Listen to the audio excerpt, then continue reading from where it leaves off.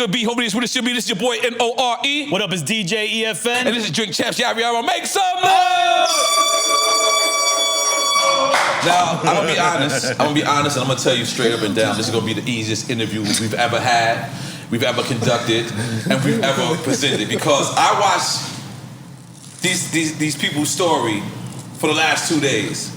I know all their stories individually, but collectively, I gotta big up. I don't know whose idea it was to bring y'all five together, even though the other person is there, but it's genius. Because at first I was like, damn, they got too much history. How can they fit it all in one thing? Oh, it's a series. Okay, boom. Even in a series, how does it all make sense?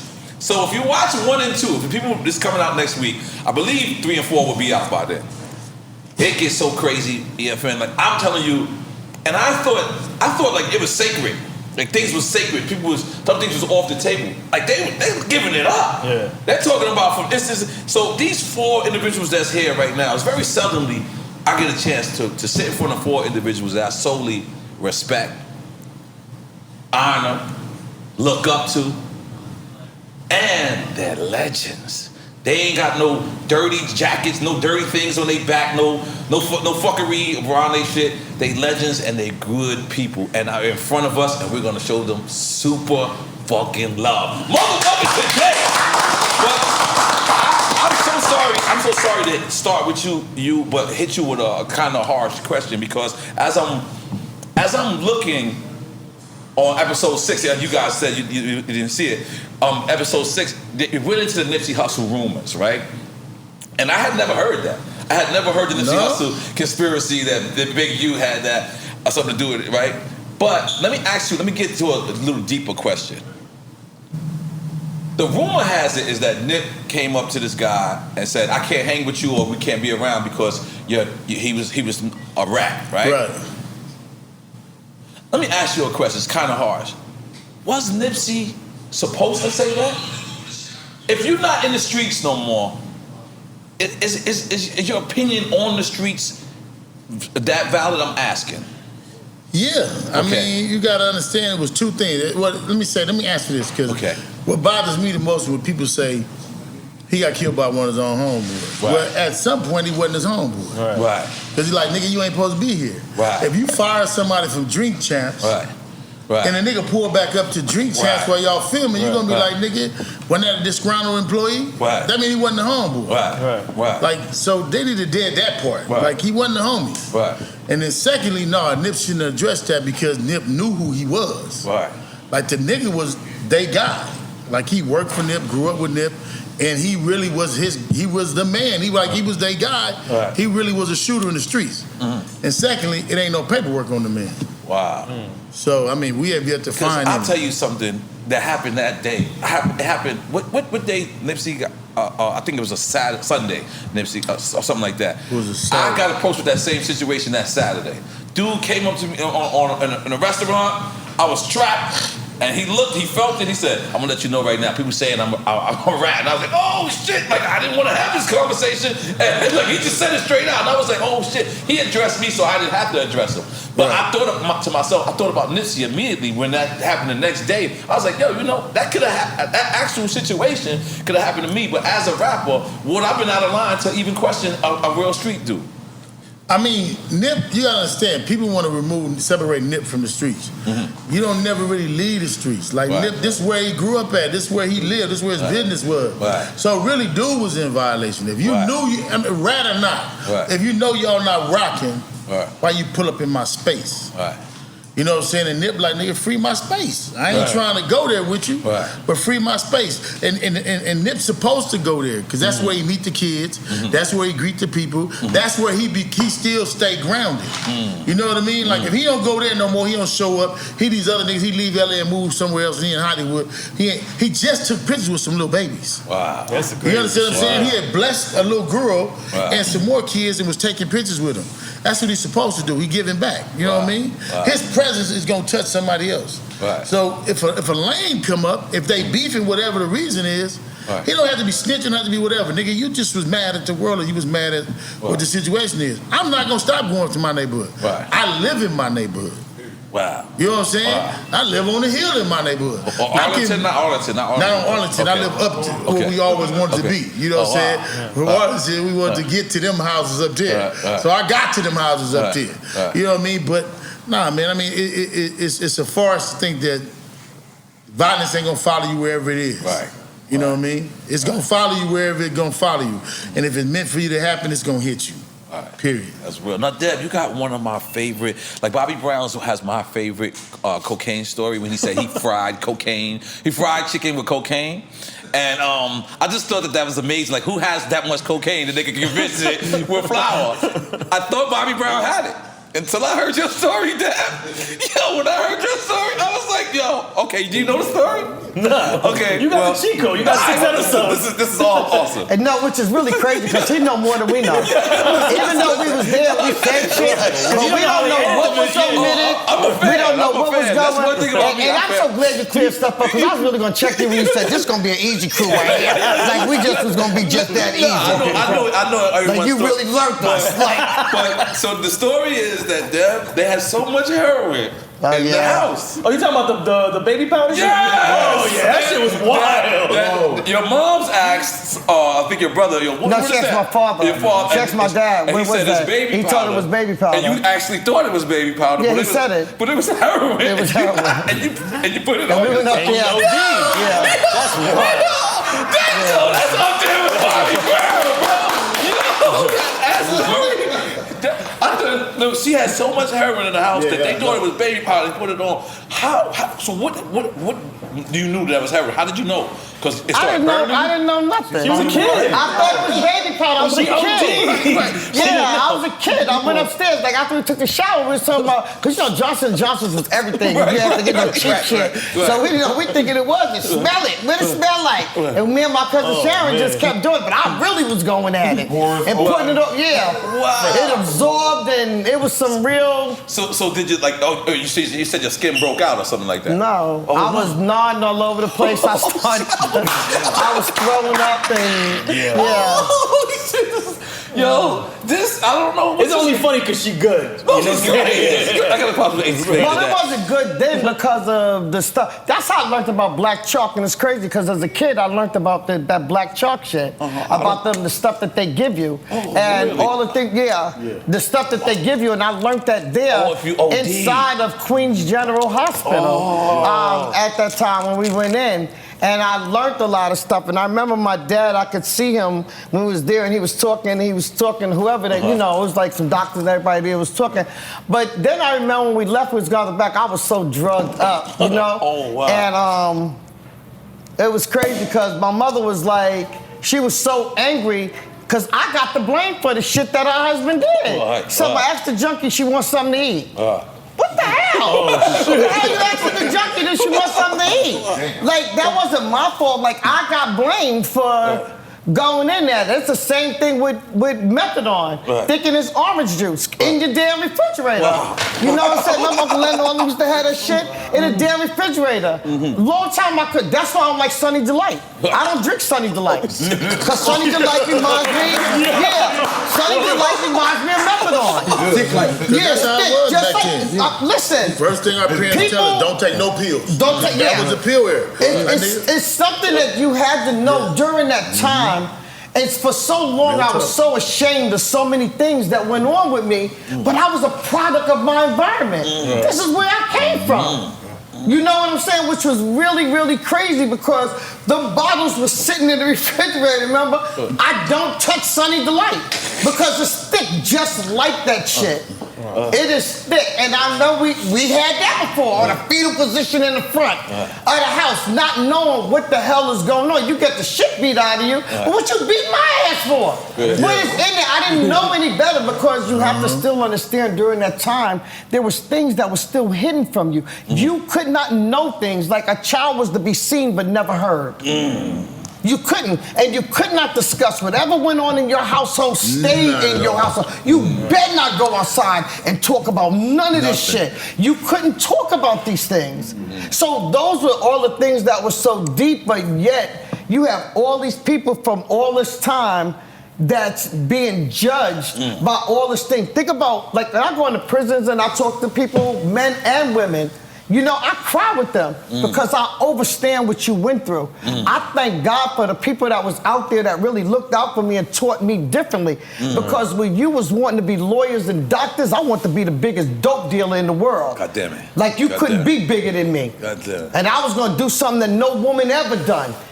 These are things that I was going to be able to do because I was taught early on. You could not tell me nothing about my daddy and what he knew. You understand what I'm saying? Let me ask you, baby, how much cocaine did you do with Bobby Brown? Yo, you know what's funny? I just gotta ask you. I need a drink though. Come on. Oh shit, come on. You was I need to bust this. Bust it open. Should I bust everything? Come on. No, bust it open. All right. So check it. One thing I did, because right? he bought you out for $2 million. Yeah. You was a good friend or good dealer, either or. No. Yo, let me tell you something. I never sold nothing to my friends or family. That's real. That's real. Ever. You know what I mean? I sold people I ain't know. That's real. You know what I mean? And me and Bobby, we never, did drugs. I never sold him drugs. This one time I seen Bobby. He got out of Betty Ford. Watch out, that's a hot bottle. It's gonna pop. I know that. Okay. He's in the. No, we don't like that. We don't got no insurance here, baby. Please, pop that. Okay, pop that. Don't say that on camera. Come on, man. I've been doing this for years, man. Come on. You know what I'm saying? Experience here with hot bottles. Go ahead. So check it. We in the limo one day, and I'm in the back seat with him. He in the middle. My other man here, two other guys here. It was this model dude. He light-skinned dude. I forgot his name. And he had passed Bobby a joint, but it was laced. Okay. And it was Woolers back then. Yeah. So when he tapped it, I'm by the window, and I grabbed him, and I said, "Yo, I never believed what I heard. But you doing that shit in front of me." Right. I just want to see if I miss it. And threw it out the window. Wow. You know what I mean? So I don't condone my friends. I respect that. Let's have a drink, nigga. Come on, let's have a drink. But Bobby's been around our family. Wow. Like, I know him since '74. Like, I was in Boston because, I was a bad kid, as usual. Got sent down to Dorchester. And that's where I first met them, before they was anything. Our families are so much alike, it's pathetic. Wow. And they became like family to us, literally. Even though Bimmy was dipping and dabbing over there, but they were like family. We still looked at them that way. Stop telling on me, Debbie. I'm dropping it. It's not. I'm not telling of you right here. I'm not really snitching. We tell the story. We tell the story, right? You gangsters here. You know we even talk about that. But the no-fly zone. No-fly zone. Okay, but they were like family, literally. And for every one of them is one of us. How Bobby Brown family, right? Yeah, we were so much alike. And outside of what people hear in the media, when you learn these people like Nippy, you know what I'm saying? Like getting to sit with her and really knowing the inner her. But we don't. Whitney, gotta say Whitney Houston. We're not. Like when you say Whitney, knowing the inside of her and who she is, the real person of who she is, and who she really was. When I look at her and I look at people like, look at this singer, but nobody knew she really wanted to be a veterinarian. She didn't want to be a singer. Wow. And so if you really sat down with her and talked, she wanted to be a veterinarian. She didn't want to be a singer. You understand what I'm saying? So it's because of the family and all the stuff that was there. When the media sensationalized so many things and you don't really know that person, just like each one of us. Like you'll hear whatever you hear in the streets, whatever you hear in the media, the social media shit, but you don't really know us. Exactly. Make some noise for that. That was hard. So let me ask you, Chick, because I don't understand, what is the no-fly zone? What does that mean? Because I've come to Detroit and had marvelous times. We shot movies together in Detroit. What is this no-fly zone mean? It was for record labels. Okay. When record labels used to have like street teams, and that was back in the A&R days. They would have a promo team, take the artists. A&R take the artists to different locations, and it was like they were just coming to Detroit and wasn't picking up nothing. It was like they would charge the local artists to perform. They would charge the local artists to perform, and the local artists would bring 20, 30, 40, 50, 60 people sometimes to this event that will pay to get in. It's like, how is you charging them and they bringing you revenue? Wow. And then, when it kept happening with the little homies and they was just doing it because they got money, like, you know, fuck that, man. Meaning paying to get on it was just so much. Their own stage, technically. Exactly. Right. And it was radio as well. Like, you know, the Summer Jams events didn't consist of mostly Detroit artists. They consist of everybody from everywhere else, and the Detroit artists would get charged. Wow. And I was like, fuck that. Stop everything. Now the only entertainment around this bitch gonna be what's here. Right. So we gonna get acquainted with what we got around these corners, and then we'll start letting a few trinklets in one at a time. And if anybody violated, we deal with that accordingly, you know. Because was Young Berg like the first one? I think he took his chain on tour or something. No, right? he was like a little, you know, he was just bumping his fucking gums on some other shit with my cousin. You know what I'm saying? It didn't have nothing to do with like me. When that happened to him, bro, I was over there talking to his bodyguard. Oh, really? During his assault, I was having a conversation with his bodyguard because his bodyguard was trying to bring a pistol in my club. And I had a rule. The only pistol packing in this motherfucker is gonna be me or the police or my security. So dude was trying to say he worked for the DEA and all this. And I'm like, dude, I know this guy because, you know, it's basically pick up a local security. So I'm like, no, bro, you know, basically you cannot bring a pistol in here. Chill, don't worry about it. Now the artist then came in the door and went further down the vestibule, the balcony rather. I'm still behind my bar, next to the ice freezer, talking to him on the other side of the bar. A fight broke out down that way. I moved him out the way, ran down there. I seen one of my little homies with a juggle. He coming in for the, and hey! Now I wrapped him up. Hey, what the fuck is you doing? Hey, y'all get this shit out of here. Everybody get the fuck out, get it out. Turned back around, went back over to where the bodyguard was at, and started having to continue my conversation. His phone rang. He did like this and took off running out the door. The security. That security. Berg security. That's what I mean. No, so that's security. He came back, his name was Franz or some shit like that. He came back in and he said, that was Bird. And I said, who is Bird? He said, that was Bird that just took his chain. I was like, well, motherfucker, I'm standing there talking to you. Why are you telling me about what the fuck? I ain't seen nobody chain, nothing. So later on, one of my other little homies, very, very close little homie, came to me and was like, look. I got that thing, big homie. And I said, get that shit out of here. Because to me, that's evidence in an assault, in a robbery. So get the fuck out of here. The little homies start having their own little quarrel about it. Who was gonna get it, who was gonna say, all right, tell you what, ain't nobody gonna take it. I got it. We ain't finna do that over this shit. I'll take it. I took it home, put it in the fucking towel closet. Okay. Trying to picture it. All right, let's go. Hall closet, top shelf, towels. Was it real? No, it was glass and stainless steel. Seen something. So I took it, so I went to the studio, normal course of business, and my older sister, Monique, called me and she said, you know your daughter on the internet with some chain or something. My sister's an evangelist, so she don't know none of this shit.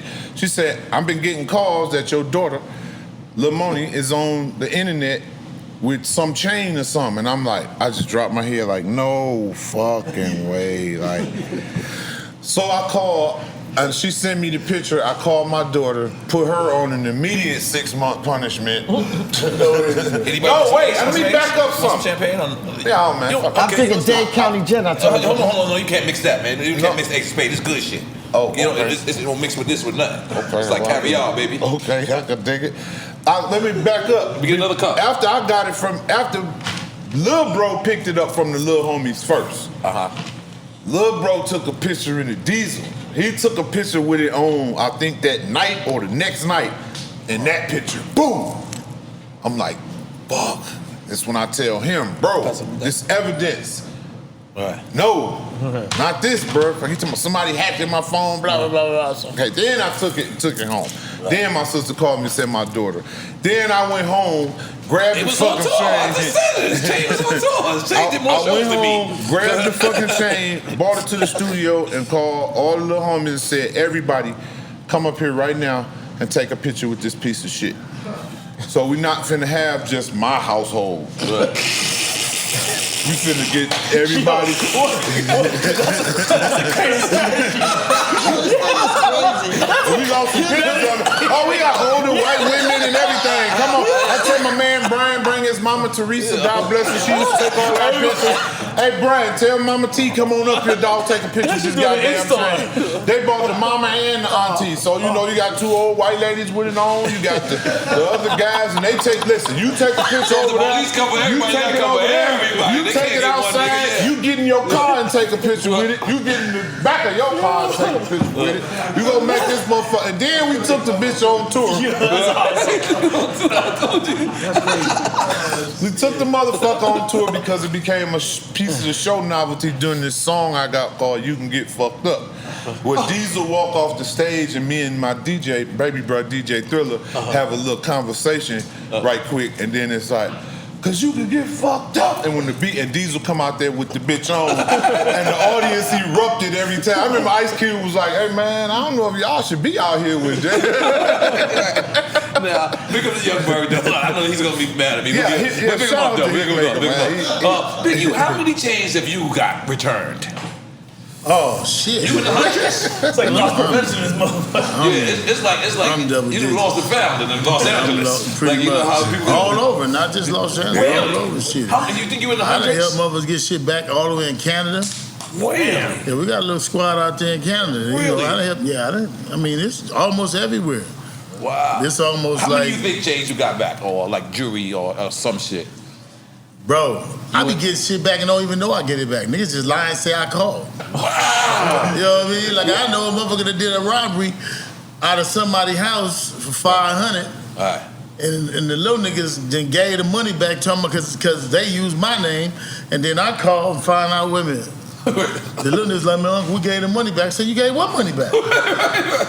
And I'm mad because I don't give money back. You can get jewelry back. And then they called my son because it's so crazy. It's so crazy because why this documentary makes so much sense is because people don't know that about the four of us. And you gotta call it something better than a documentary. You know what I mean? I can't even let you. Like, it's better than a documentary, man. Like, listen, bro, listen. I want you to finish. Go ahead. I started out knowing it was gonna be good because I know y'all stories.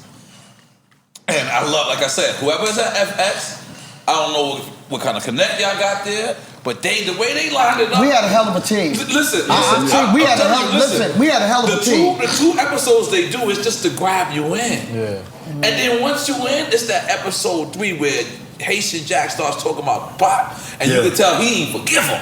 No. You can tell. He ain't forgive him. And it's like, then y'all start going deep and deep, and I was just like, yo, how they put it together. Because like I said, like Bimby's a story by itself. You're a story by itself. You're a movie by itself. You're a movie by itself. For them to put it together and perfectly intertwine they tie y'all together good. The way they tie that shit together, and then every state, it's like, it was crazy because y'all 5 people done touched every state. All of y'all went on a run in Atlanta, though. I don't know why. Everybody went on a run in Atlanta. Like, everybody ran to Atlanta. What the hell's going on? You went to Atlanta? It's black makeup, man. Wow, it really But is. you know what's crazy? The craziest thing, and even for me, this was very therapeutic for me. Wow. Because I didn't even talking realize. about the situation, being able to talk about it, it was like opening Pandora's box and releasing shit up out of there, because coming from the era that we came from, you don't talk. Mm-hmm. But then you really, even though you know about, you really start learning things, right? Like even for him, like I love this nigga. Right. But I started saying, after I started looking at this, what the hell was wrong with you saying something to this man? He could have really did something to you because he's really out to lunch. But gangsters is most gentlemen. I kid you not. Like when I see somebody who's loud, boisterous, and trying to be tough, usually the guy I look over. The real dudes is the one holding the elevator for you, holding the groceries for your mom. Those are the niggas that's nice. I'm like, that nigga, that's the killer right there. So. But like I said, like, intertwined, so I just wanted you to finish up. So about the jury thing, and you said it's just not in Los Angeles. No, it's not just in Los Angeles. You get calls everywhere, like literally, even from me. I've got calls in the middle of the night, like this one got me, especially in Cali. Like they really was going through it. But calling you in the middle of the night, 2, 3 o'clock in the morning, 4 o'clock in the morning, your phone ringing, like could you help? And they know. I'm just still not gonna do that, so don't try it, N.O.R.E. I'm not gonna throw people under the bus. No, that's okay. Some shit go to my grave with me. No problem. But they know. I'm gonna try it. As a woman, still being able to call, like, yo, what's up? What you doing? You know, being able to call somebody and to do these things, like, it's crazy. Because a lot of people went through a lot of things, and especially a lot of them that run around here like they gangster. No, like they really badass. It comes from, because I was just with my homeboys that ride motorcycles. They do the red breeze. I seen you on the Harley too. I seen you. I ride. And when I go to certain places, like if I go to Atlanta, I check in with Beard, right? That's my homeboy. Okay. And he helps me with a lot of stuff, but it's a lot of these youngsters who come into the game, like she'll tell you, ain't never had more than $1,500 in their life. Right. They get a song, get hot, they get 15,000. Right. Now 100,000. They bring their whole squad with them, and they hitting city to city, right? And then next thing you know, you somewhere and you see these youngsters. They on the east side at Waffle House, or they at where I see y'all at? Where I see y'all at? Frisco. Car wash. No, y'all was at what's the name restaurant? With Tip's son.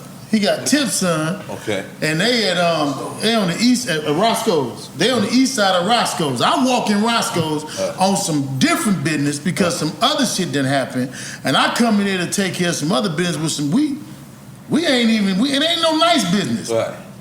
I walk in Roscoe's. He in there with T.I.'s son. Wow. And T.I. little son on the, and I'm like, what the fuck is y'all doing here? I called Tip, I said, what Nephew and them doing here? Right. They don't have no clue where they at. Where they at, yeah. They just there. Right. They thinking it's Roscoe's. You at the wrong Roscoe. There's 3 more Roscoe's. Go to the ones, either the one by my neighborhood or the one in Hollywood. They at the wrong. I go to the one in Hollywood. But they at the wrong Roscoe's. Which one is the wrong? All of them. The one on Pico. The one on Pico is good, right? No, they on the east side. Oh, okay. You gotta call Magic. Right. But what I'm saying is, this is our babies. Right. So if he get into it with something, he ain't gotta call me. It's gonna be my problem regardless. Right. But he in the wrong fucking place at the wrong fucking time. And now all the dudes is out there looking like,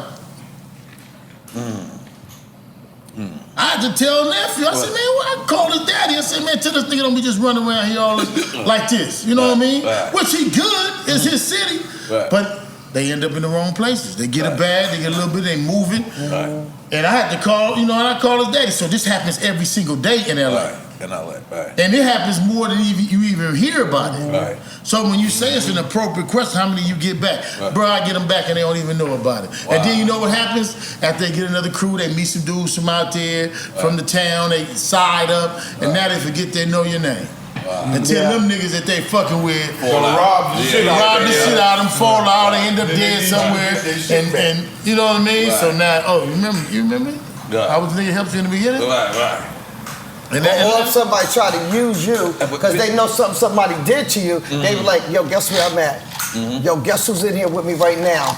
Yo, I got this nigga if you want it. What's up, Dad? Just tell me. They just want you to just give the okay to say get him. Right. Yeah, that's all they want. Get him. They just want you to just say it. And it's just funny because you might even be talking shit and don't even know who you near. Wow. You don't know because nobody talks. Nobody say nothing. It's amazing to me how I could sit there and say shit to people that you said you don't even know who you was talking to. Wow. You don't even know that I was on the phone listening to the shit you was saying. And I could have said, get him. I have a driver that, a few drivers and police officers that call me and say, hey, you cool with this dude? Oh, yeah.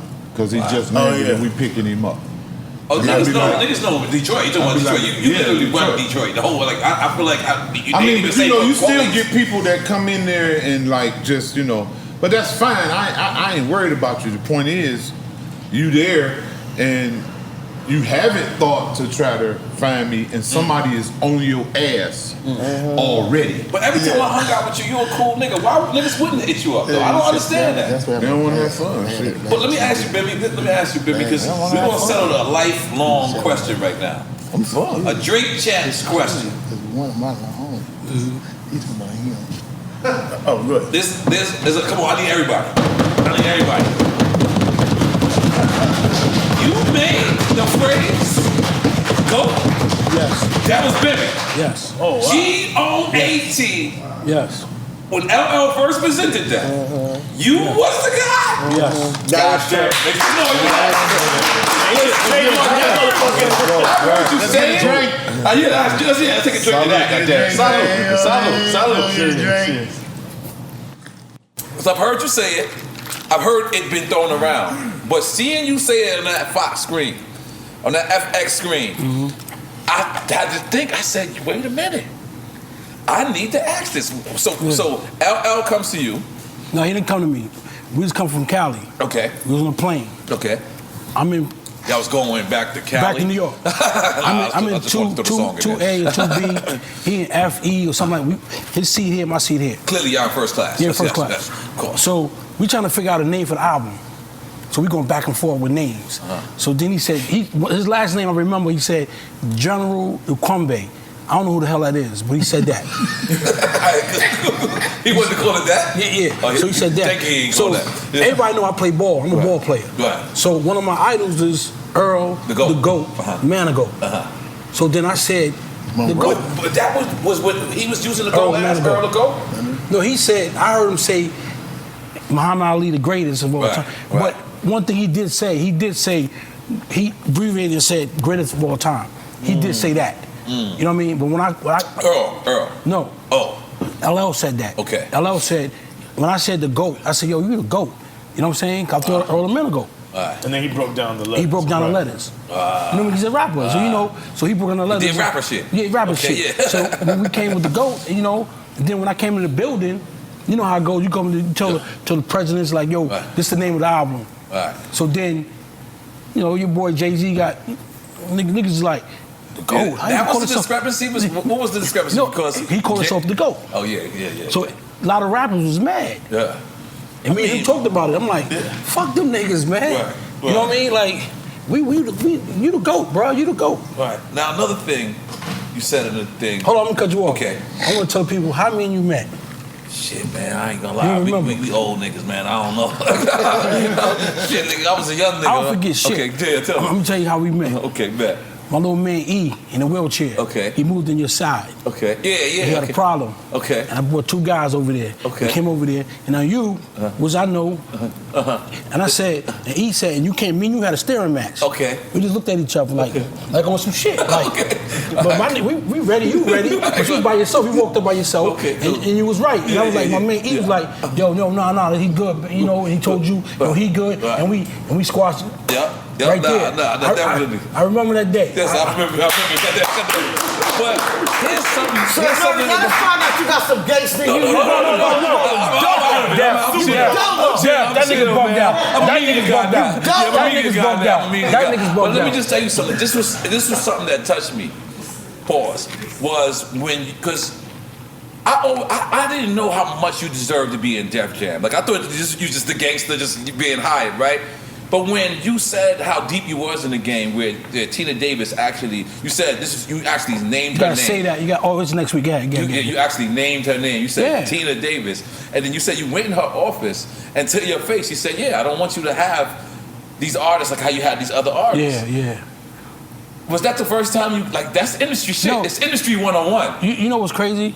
Me and Tina had a great relationship. Wow. Like, I go to her crib. I don't smoke weed. Right. I go to her crib and smoke weed. Because she came from LA. She had nobody, no family. So, I became her family. Right. So I come to her crib. I'm in her room. Smoking. Right. No sexual, nothing, none of that. Me and her just cool. Because she was the boss. She was my boss. So me and her got real tight. We try to find out a movie theater. We doing a lot of things together. So one day, Dub C said, Dub C, like, yo, I want you. Flew out to the West Coast. No, I flew to the West Coast first, and then me and Dub C back at the Chin Chin on Sunset. We vibing, cause we just meeting. So we going through our thing, whatever. He said, yo, we gotta go to Florida to Circle House. So we go to Circle House in Florida, and Dub C said, yo, my nigga, Tina don't want us to work together. So I'm like, huh? So it caught me by surprise. Wow. So now, I get back to New York. I go to Kevin Lyles. I said, yo, Kev, I said, Tina told my artists they don't want to work with me. He said, yo, man, y'all go work that out. Right. I go to Tina. Yo, Tina, why you telling the artists that you don't want to work with me? Right. Now, Tina says, you ain't going to have him where you got everybody on the label. Right. You say that in the documentary, but I don't understand what you mean by that. What does he mean? Everybody know my background, but they seen the records I'm putting out, and they see. Right, and you was busting ass. Yeah, I was busting. busting. Yeah. So, and the executive produced the whole album, and I got caught out there because I went to Leo. They gave me a point on every album. Right. And I said, yo, I ain't getting no fucking extra money. Shit is going platinum. Shit is. And he said, you gotta do a diamond to get money off these albums with a point. It had to do a diamond. It had to do 10 million. 10 million. You know what I mean? For me to get some extra money. So I'm like, fuck. Only one doing 10 million is the white people. You know what I mean? I'm not. You know what I mean? So boom. So Kev, I wasn't going to meetings. I went to LL. I said, yo, L. You know what I mean? I'm not going back there. Right. L said they ain't giving you worth anyway. So I said, yo, I'm not going to work. Yeah, but my point is, like, was that the first time you felt like, oh, this is not the streets? You know what I'm saying? Because, you know, like that shit is kind of standard in the industry. No, it's just look at you, smile in your face, and as soon as you turn around, stab you in the back. Like like on the streets, that's violation. But here, like that was my biggest transition. Was like, yo, I can't strangle everybody that, you know what I mean? Like, so was that the first industry moment? Oh, okay, all right. Cool. It was like really the beginning, because where I come from is really the trenches. So when I be around you know, you in the streets, so you know, you go in the building, you know how to pipe down, you know how to just sit back and just, you know, be quiet. Right. You know what I mean? Watch the bullshit, but you like, but as long as don't come near, you know what I mean? But you gotta take it. I'm in meetings, this guy talking out of turn, this girl talking, you just looking at all of them like, but you ain't, but even when I see Kaiser, he would say to me like, I didn't know you, Mike Kaiser, I didn't know you're not supposed to know. Like Jack said, like Haitian Jack said, you ain't supposed to know. So I'm not coming in here on some bullshit. I know us at this table, we all blackball already before we come in the building. Like how you just said, that you street, you ain't, you know what I mean? You ain't, you know what I mean? That's how we always been. So can I ask you a question? Let me ask you this, because this is just some real ass shit. Like when you talking about the industry, you talking about the streets, right? Most of the people that's in there, they use the streets inside of the building. So how do you not handle them that way when you know where they really come from, but you know what they really turned into? I effed up in there one time inside it. I was so goddamn mad at the bullshit that they was doing, and I called somebody an Uncle Tom. And everybody at the table turned around. You should have seen how they looked at me. They was pissed. This is an Atlantic office? You know it. I'm trying. You know but me, you know it. And it's just where it happened at. Yes. And yes, it did. And I stood up. They was heated. Dad, why would you say that? The fuck you mean, why would I say that? You know what I'm saying? Like, this bitch-ass nigga gonna sit up here and do this shit to me. Know what time it is, but this is what you gonna do to me. But you know what they want you to do. And you gonna actually come in my face and try to pacify me? When I know what fucking time it is? So how do you ignore something like that when you know where they came from, you know how they playing you, you know why they're hired to come and appease you, to try to shut you down and slow you down, and it became bad because me being a woman that came in there, first when I came in there, first they didn't know, they didn't put two and two together that I was his big sister. Yeah, I did too recently. I did because y'all both legends separately. They didn't, like, this is crazy. Like, they legends separately. Word, that shit is hell. Like, and I'm talking about, I'm from Queens, so I know her story on her own, and it's like that just make it on top. Like they were both. They didn't put us together. Yeah, I was like, when I went in the building, it was different. It was different when I went into the building. I know the Supreme. It became different. Because they would then say, that's Bimmy. See, after a while, because the first time I bucked up in there, when we was talking about in the car, first time I bucked up in there, Todd, I ain't got no goddamn problem saying that shit. Moskowitz, we know. Todd Moskowitz. Everybody know. When he started that twitching shit, you know what he about to start doing. But he started his bullshit, and that's when I flipped out. Wow. You know what I'm saying? And they knew. And that's when they brought him up like, oh, you know that's his sister. You know what I'm saying? But we different people. We different people. You know? So, and it was just crazy. And then from there is when, okay, we got to get her up out of here. We got to move her away from everybody. We got to do it because you can't play with me. Or when they came to me and like did one of these things, like, here, just sign over on this and we do this and this and we going to give you.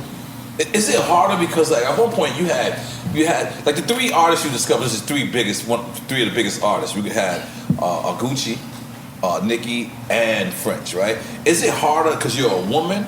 See, I never looked at it like that. Okay. You have to understand, even if you listen in there, I didn't run with women. Right. I had women that I was around. Right. Like, if you tell some of them, they're going to look at you. Each one of them will tell you something different. Right. Like, I learned the amount of lives that I lived. And I learned that how it was being the multiple people that I was.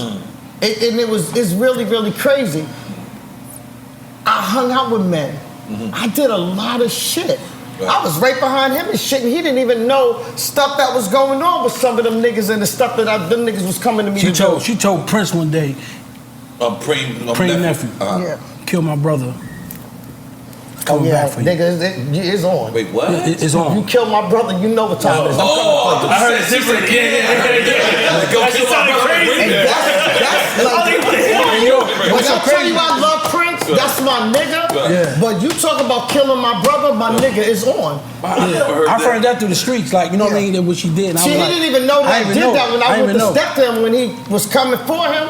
I went to him. Because they came to me. And the crazy shit about I live with him. Yeah, this is another thing that's so crazy. Well, even when you say Queens was wild back then.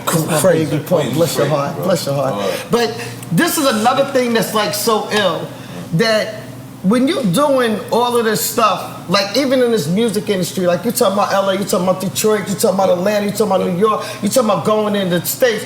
I remember, like, especially with Gucci, because you know everybody named Mother wanted to hit his ass. You know what I'm saying? But I remember we was in the airport and I'm going down the escalator because it was so crazy this day on the airport. I said, F that shit, we go to New York tomorrow, whatever. But I get a phone call and it said, yo, you got on da-da-da-da-da, your flight is da-da-da-da-da, you coming into da-da-da-da-da, and they come, he said, I just got the call, and they said they had to hold up, your sister's with him. But you put on something, my nigga, you know where I come from, you just didn't know who I was. Do you understand what I'm saying? And you went to put this order out on him, but that phone call came to Queens, letting my other brother know. Your sister's coming in and this is what they doing. Wow. He said Deb is in the airport right now coming over with her, let Deb know. Now we making a call. Now this whole thing could have backed up and backfired on you. Because we held that kind of weight like that. And it's like, Deb, what's up? Like once I called them, like, are you serious? You know what I'm saying? So you don't know, but that's the order because we didn't go through boroughs. Right. We just didn't go through Manhattan to do something. And I ran everywhere. Right. I was in multiple gangs when I came up. I was in multiple gangs. Right. Even when the fight was, I could sit on the bench watching everybody fight against each other because I was cool with everyone. How many jackets did I have? Okay, I was cool with everyone. Right. You know what I'm saying? So I was in a bunch of different things. I ain't a real click person. I'm cool. Yeah, I had jackets. I had colors. I was wearing colors. Yeah. You know, like warriors. And it was crazy. Like the stuff that I was doing, all the different things that I did. But I never went somewhere. Like even in Detroit to this day, like Detroit. I feel like the president of the United States when I come to Detroit. Right. The way they come to the airport to come get me, the way that they are there, I get crazy love in Detroit. I love Detroit. We gotta step Detroit's airport though. Yeah, airport, that's gotta be the hardest airport. You gotta fly Delta. I don't fly Delta. That's yeah, Delta. You gotta do Delta. But you gotta let a person know that you're there. That's like, I can't go into his city and put something together that he's doing. It's disrespectful. I don't mind checking in. I don't think checking in is I don't think checking in means anything. That's sucker shit. I don't think that's sucker shit. I think that's real shit. It's the word check in and the stigma that comes with the word check in. I bring it up. Yeah, me and Doe, we gotta be shameless plug, baby. We going there. What you saying? Okay. What you saying? It's the word check in. It's the word. Make people think, the word check in seems dominant. It make people think, like you have to. Like they punks and they do it. Yeah, like you have to check in. But that's why I say take out a pencil and pad and take notes. Because we're gonna take you back to school and hope that you get educated with this. This ain't got nothing to do with that. I don't care about answering to somebody that I need to answer to. For instance, Queens is the biggest borough, right? Queens, I used to break down Queens like the buses and the trains. Because remember, we all the trains, Left Rack, Queensbridge, Astoria, Woodside, but then it's a part, you get to Parsons Boulevard, you can only take the dollar vans or the buses. So that's how I break down Queens, I'm dyslexic, right? So I see the Queens and the buses. And at one point going to South Jamaica, you just couldn't go to South Jamaica unless you had a friend. You couldn't go to 40 Projects, you couldn't go to Basie. I had to have my friend or my cousins or my uncle or somebody, and I had to hit them, and there was nothing wrong with that.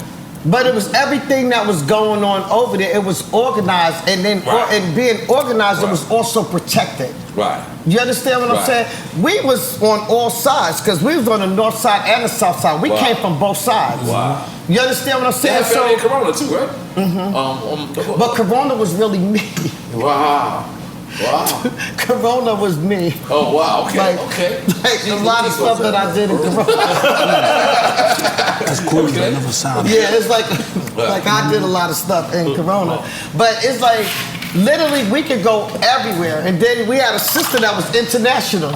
Like she was everywhere. It is a movie about y'all family. Yeah, it's like she was everywhere. They gotta make a movie just about y'all family, bro. Like it was it was crazy how it was, but it was the corruption that we were still under because you had to understand, and it was multicultural. Well, you know what's crazy? I mean, because like you just said, we got to make a movie. I got like 5 sisters. Right. You know, one night I'm in the crib. Mike Tyson is banging on the window. Perhaps we can hear him good enough? Yeah, Yeah. Mike Tyson's banging on the window, look for one of my sisters. Wait a minute. You know what I'm saying? Stop right there. Hold on. Mike Tyson. Wait, this is Mike Tyson? Mike Tyson. Not like he's coming up, Mike. He's already Mike. No, he's coming up. He's like, he's there. He's a champion. He's a champ. But you know what I'm saying? Like, but my sisters, they so wild and crazy. They want a nigga named Bug Out. They don't want Mike Tyson. They don't want DMC. They don't want Dave Edwards who played Georgetown. And DMC made music in my mother's living room, right inside there with his big 40-ounce 800. You look like the 4th member of Run DMC at one point. Yeah.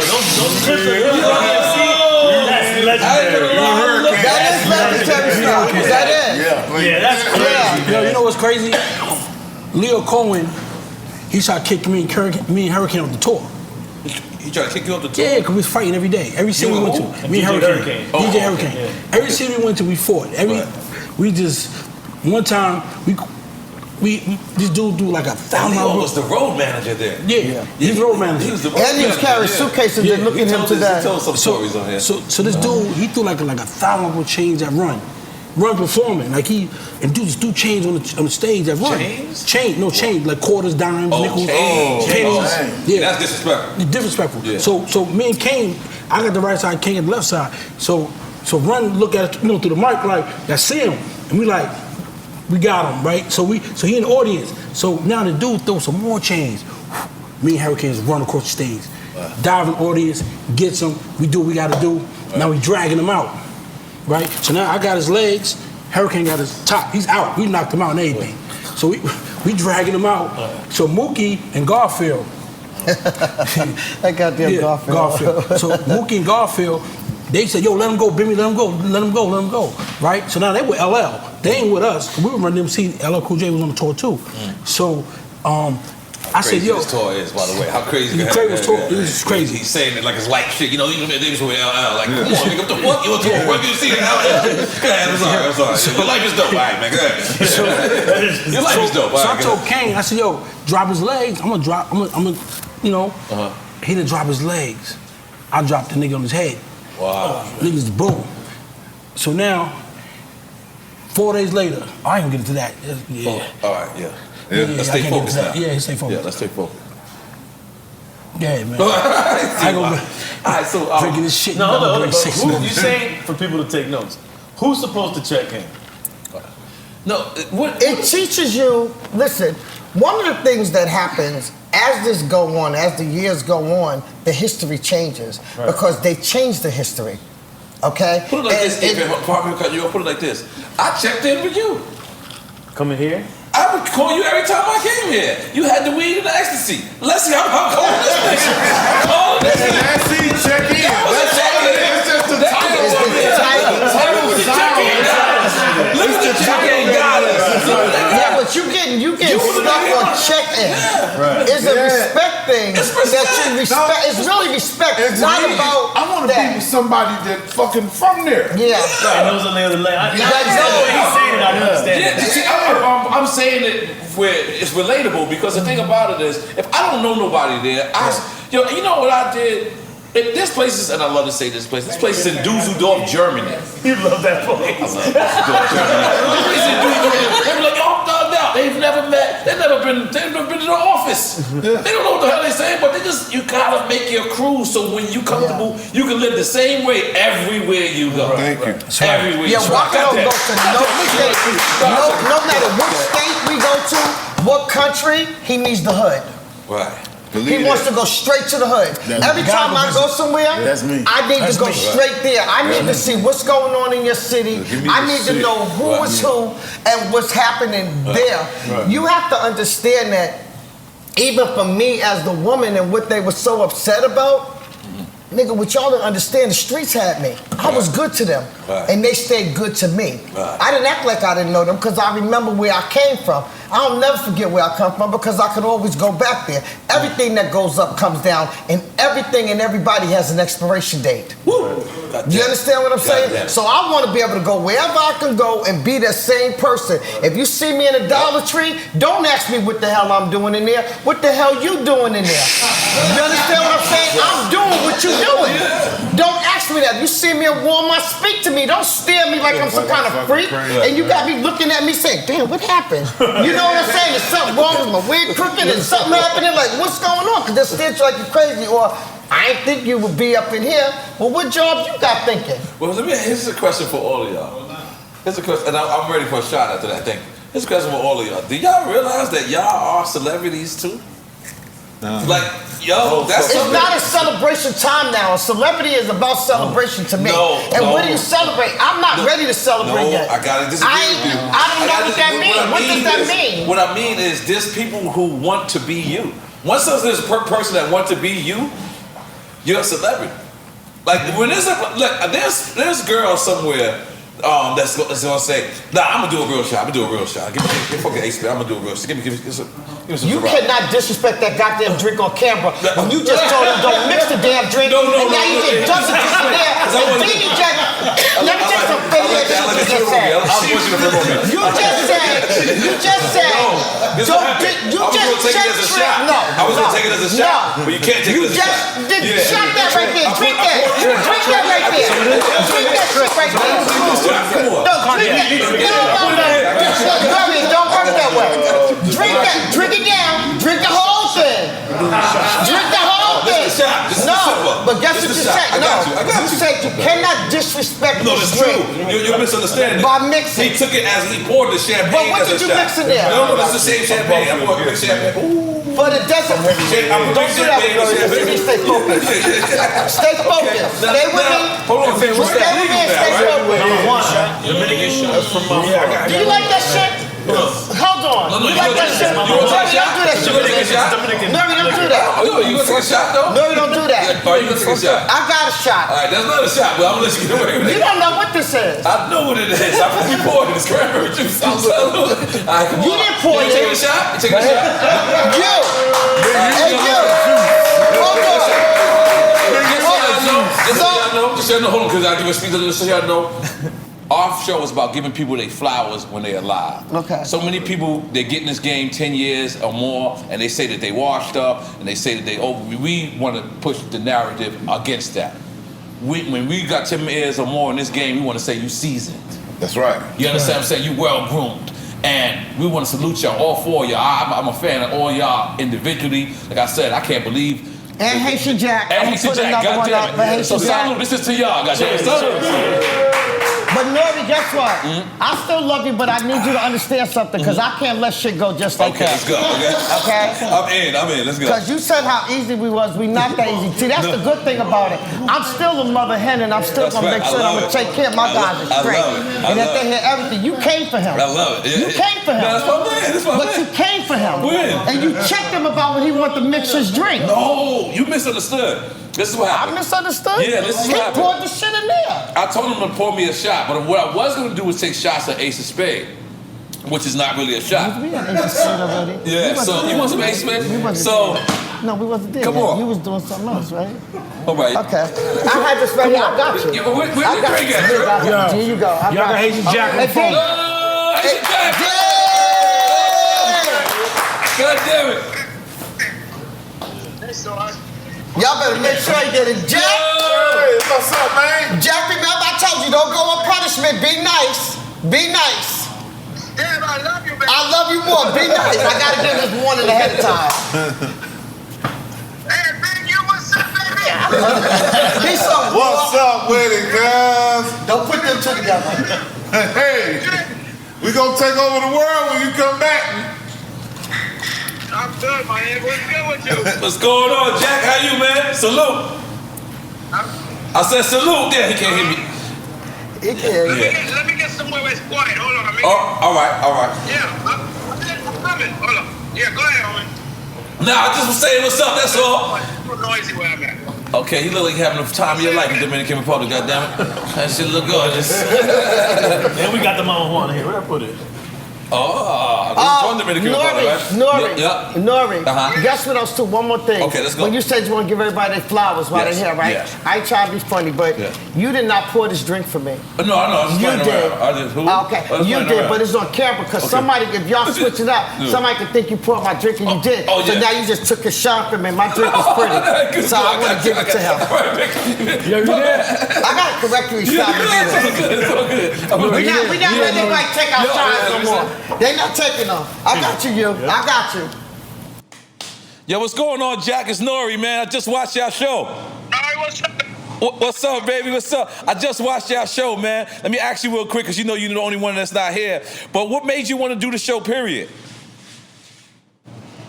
Well, you know, Big U called me a couple of times on it, and he told me it was going to be something different and special. But at the time, I also had something else I was going to do. So, but Big U convinced me, said, listen, man, this is only going to help whatever you're going to do down the line. And I'm glad I listened to him and took his advice and did this first, because now it's propelled me into other things. You understand what I'm saying? Right. So it was definitely, I'm glad he stayed on top of me and made me do this, you know, because it was the right move. Okay, I got another question for you, too. Now, in the documentary, you addressed the Tupac situation for the first time. The first time ever you actually addressed the situation. You know what I'm saying? Everyone always wanted to know that. And was that tough for you, or that was something that it felt good after you got it off your chest? Listen, I always wanted to tell a story. The problem is this. You'll never be able to change Tupac fans' minds on whatever Pac said. It's almost like the Trump fans that still believe he won the presidential race. You feel me? A good analogy. But the thing about it is this. The nigga that actually robbed and shot Pac is on YouTube telling niggas he did it. You feel me? Wow. But they don't want that to be the guy. They want me to be the guy. Yeah. You know, people believe what they want to believe. You can't stop them from believing what they want to believe. Because I know that he did it. Wow. Not that I sent them, but I know he did it. You feel me? Because when you're in the hood, you know everything goes down, who did what. Right. Right? So they don't want to listen to him because he didn't say that Jack was involved. Right. You understand? Right. So my thing, anybody who know me like Akon told him the other day, if I do something to you, right, I will tell you I did it. Right. You understand? Right. Because I don't care about what another nigga want to do in these streets, because we can go head up. All you got to do is suit up, and I'm with you. Right. Thing you do. But as long as the statute of limitation ran out, and I don't have to worry about the law, I'll tell the world I did it. And I'm still telling you I didn't do it. Wow. And I had nothing to do with it. Wow. Now this is the last question. This is the last question because I know you remotely. Did you really have Madonna eating jerk chicken in Flatbush? Yeah. Which is that? I was in Queens, right next to the comedy club, right next on 217 in Linden. We went all over. Listen, Madonna's a real chick, dog. Ooh. She's not afraid to go in no hood. Wow. Trust me, she's not. Because one of my partners squeezed the ass in Manhattan proper. She said, hey, one of your buddies over there squeezed my ass. He's alive. Wow. Oh, man. You don't care. That shit doesn't faze Madonna, homie. Madonna ain't scared of nothing, bro. Right. Yo, well, respect, Haitian Jack. We giving you your flowers. You know what I'm saying? You know what? We gonna fuck around and come see you in Dominican Republic, drink chats, man. We'll let you know, baby. All right, bro. Respect, my brother. All right, hold, yo. Oh my God. So that goes. That's the perfect alley-oop to you. In another world, you and Haitian Jack might have not been cool, and I'm gonna tell you why. Just go ahead and do your thing, baby. I'm gonna tell you why. You got those two records lined up. I want this. I made these just. I made this for everybody, but I want you to listen to these two records real quick. Come on, Haz, you make me look crazy. I told you had this shit lined up. Look, we got ghetto ass engineers. It's all my crew, man. It's all my crew. Everyone's my crew. So we all. Yeah, that song right there. I'm on Bluetooth still. I mean, but I was listening to Jack, right? And we all go through the same shit, man. We go through it when the internet is so powerful now with ignorance. My bad. Can I get that cripple up? I ain't gonna lie. I'll trade you. Let me smoke that on camera, bro. You gotta do it. I'll trade you, man. I don't even know if you got good weed in that shit, but I'm gonna just trust you. All right, cool. Hey, you want the blunt? Just replace You see that? I gotta do it, man. You see that blue smoke, though? Oh shit! You see that blue smoke, though? Roll some of that bro. Oh, I like that BSM hat. I like that BSM hat. We family. You see that blue smoke, baby? Still Crenshaw papers, baby. You see that blue smoke? Because shit. Oh, that's true. Paper. So, cause I'm starting to get a little aggravated with this. you fight. Don't make fight by yourself no more. You fight now too. I just got started. I didn't even fight. Yeah, because y'all messing up. Man, look, the boss trying to Don't find make me, by man. yourself. That blue paper, man, that blue smoke. But now, let's get serious for a second. Okay. Because I always want to say this, right? And it's just feeding off what Jack's saying. The ignorance on the internet is so crazy, and I wouldn't even feed into it. But like we were just talking, they accused Jack of some shit. They accused me. They really didn't accuse me. The media never really brought it to it. Just the social media, and this is like a social media platform. Right. A motherfucker could be in jail for something. Right. Had a reason why he did it. Right. But the boogeyman got to be Big U. Yeah. All right. Like nigga, who stand the game from it? Right. Go deal with the people who stand the game from it. Right. The motherfuckers who got his bag, who take care of his purse, who doing all that. What about them motherfuckers? You know what I mean? Right. How do I? You know what I mean? My man came and got me. When he got on, he signed that letter, he came and got me. Pop LQ. Yeah. He was the first one before. He was the first one to bring me into the music business. And he saw the management skills in you. Exactly. He stepped to you. Exactly. Okay. Then Corrupt. And then it went from there. Then I went to prison doing what I was doing. And with me, what I love Jack is, and what niggas is so funny, and Jack don't tell a story. We couldn't get the story in to add to Jack's story. Jack was in LA up until 2014. Yeah, no, he says it on the documentary. Oh, I know. You know, no, but it's not really said. Wow. So all the LA niggas need to realize this nigga was in LA till 2014. Wow. Running one of the biggest dives in LA where niggas had to pay to come to. I'm gonna say that again. What's a dive? I've never heard of a bar. Yeah. Oh, dive bar? Yeah, I'm trying to get a dive bar right now. He was running what you call it for? Out in the marina. 2014. Wow. I could home in 2004. The man was on 10 years. I didn't even know it. You ever met Pac? Who? Met Pac? No, I never met Pac. Okay. All of that was, like I said, that whole run, that Death Row run, I was gone. Right. I left in 1991. Wow. Okay. And then people always talk about you got back 2013? I got back 2004. 2004. So you got to remember, when I say that about Suge in the whole Death Row movement was after the riots. Right. After the riots, there was a peace treaty movement that everybody in the city started letting people go in places. Right. Before that, it was my world. I'm just gonna keep it 100. Right. And I wasn't on no money shit. Like other niggas was getting money. I was getting money and I was getting paid by every nigga in the city. Damn near. If they was getting money. Right. So if he was getting money, he was already getting the bag. He was paying me $10,000 a month. I don't give a fuck who you was. Okay, hold on. You ready for the song? I'm back. Remember where we at. Listen to both of these records real quick. So you familiar with the records? Yeah. You familiar with the records? Drink shows. How can this artist? You ready for the next record? Make sure you lined up this time, man. You made me fucked up. How did this artist make this record? If something happens to you, I don't give a fuck who, what, when, where, or how. Okay. Niggas gonna turn you against everything until you get understanding. Period, point blank. I'm not even trying to understand what the fuck happened. And I'm really not even caring if you had something to do with it. Nigga, if you ain't turn a nigga in, as far as I'm concerned, fuck you too. And I mean, and now I got some niggas who gonna ride with me. You know what I'm saying? I got the niggas who I feel like. But there's no way in real life Tupac was a California guy. No, what do you mean? But he came up in Oakland too. Yeah, he was. Yeah, he was. Let me say this to you. Listen to the whole song. But no, check out. The way he broke down New York, there's some New York niggas that can't break it down like him. He was international. He talked about Skelly. You know what kind of New York nigga you gotta be to know what Skelly is?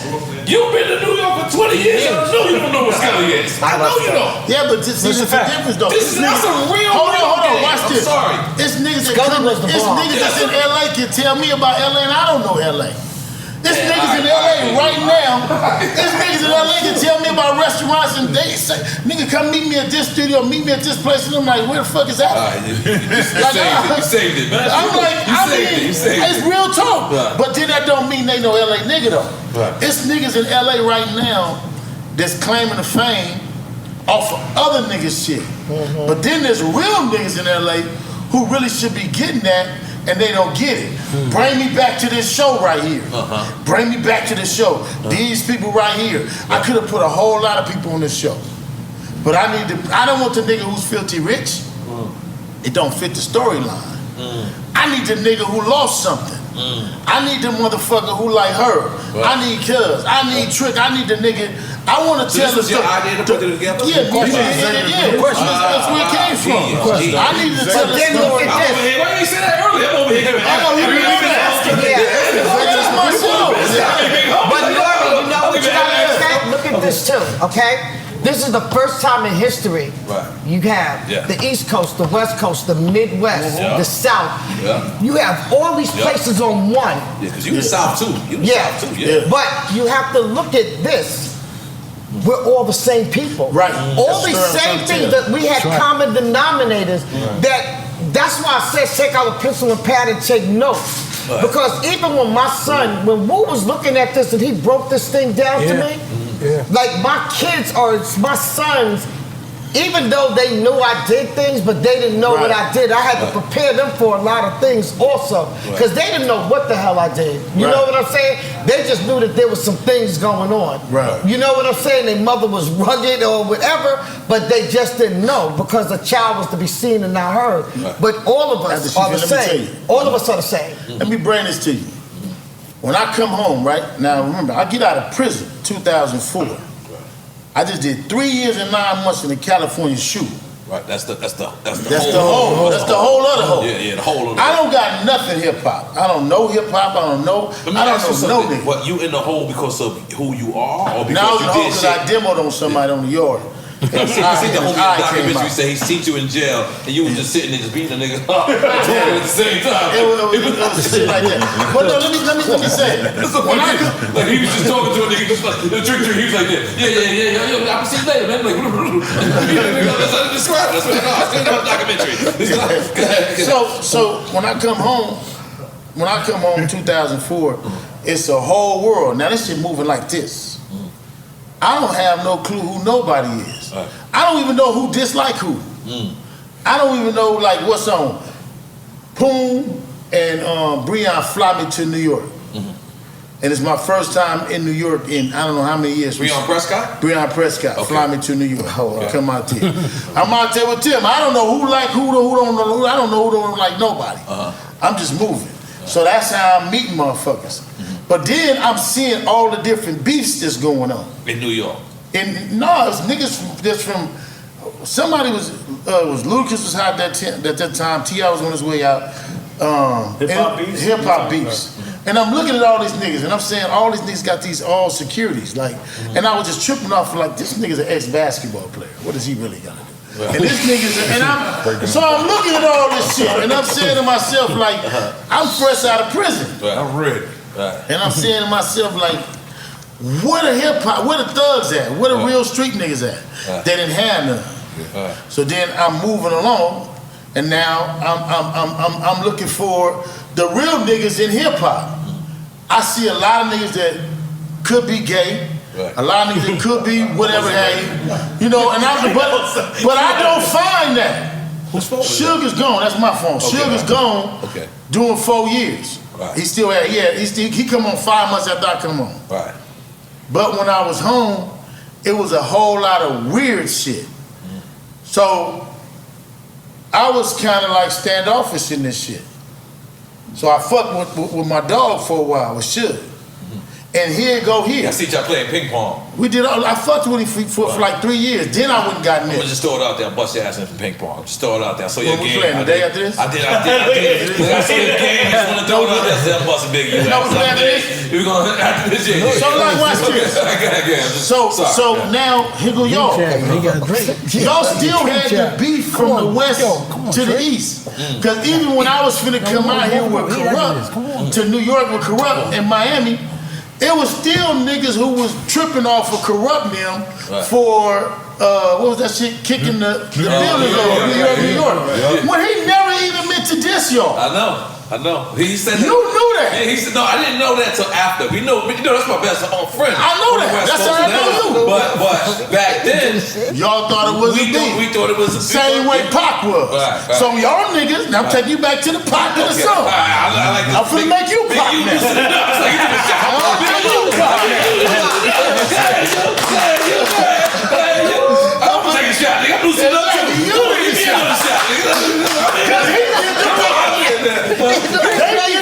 Y'all took the East Coast did the Pac, but your man was only trying to show respect to the East Coast for a movie that dominated everything. Because remember, musically, we dominated films. The West Coast. We dominated the film world. Like Boys in the Hood, Dope Boys. Boys in the Hood, Menace to Society, all that dominated film. That took our culture around the world. Dope Boy was based on your life. No, Dope Boy, it was just on all of us. Was like all of us had Jerry curls in the hood, but it was shot in the '60s in our neighborhood where John Singleton grew up at. So it was shot 2 blocks from my house on my big homie street. It was shot on Cimarron. It's Cimarron, Hash, Van Ness, Arlington, where I grew up at, and it's right on the round the corner. So I can walk. And it'll take me 4 minutes, 5 minutes walking. Not even 5 minutes, 2-3 minutes walking to be on the street where they shot it. The whole movie was shot in our neighborhood.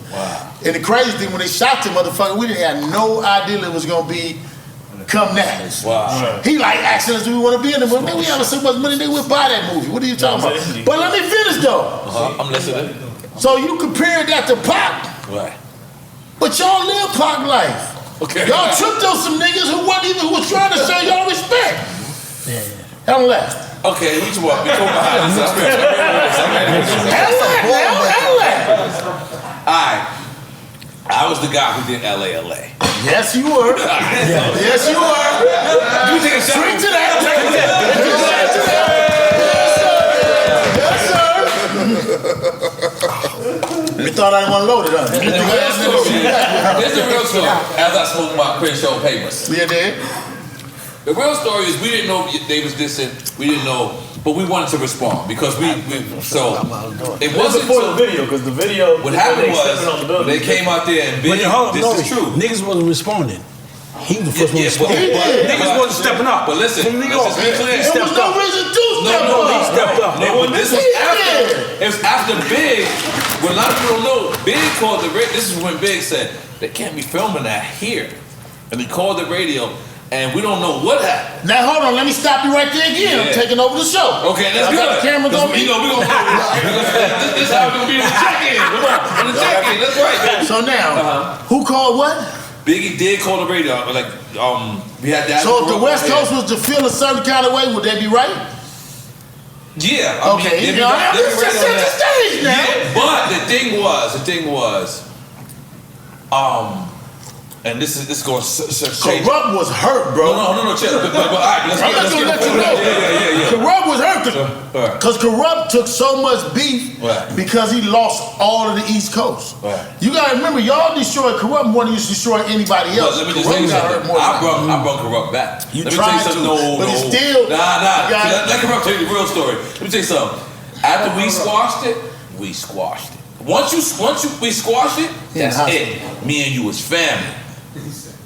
Corrupt still made a record. He dissed. He had to. No, this is Foxy Brown. This is after some Foxy Brown shit. He made a record. He dissed everybody. I'm gonna tell you a story. This is how I knew you motherfuckers really. Wait a minute. Now go back to the big. Okay, no. I'll go back to this story. Yeah, okay, no, I got you. You gotta stay on his ass. Let me tell you. No, we ain't on Corrupt, man. I just told you heard Corrupt. No, but we I also held him down. Let me just say something. So after that, after we squashed it. This is it. Like once you squash it, you family now. He flies to Philly. The plane overheats. He has to land in New York. He just dissed DMX. He just dissed Rough Riders. He just dissed all these dudes. It's my album release party, baby. He lands and hit me, yo, I can't put this on you, homie. But I'm in your city, I'm in New York. I'm about to get to Philly, but I gotta call you. Pick the nigga up. Blessed him with the things. I tried to put him, no, that's another time. That's a whole other time. But I've tried it.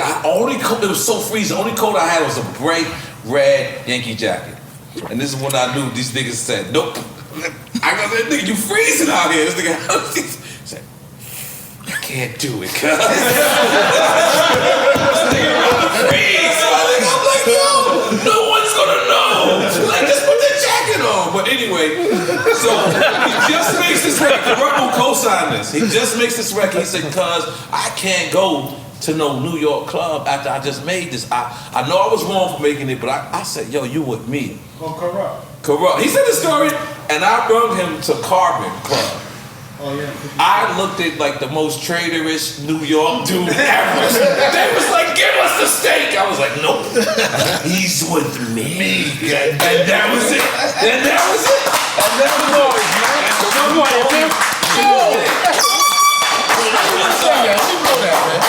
I want him to go back to that. Okay, let's go back to that. We was on Pop. Yes, the fact we was on Pop. Yeah. Now you Pop. I'm Pop. Damn, You on Pop. You made the diss song. No, I did not. Yeah, you did.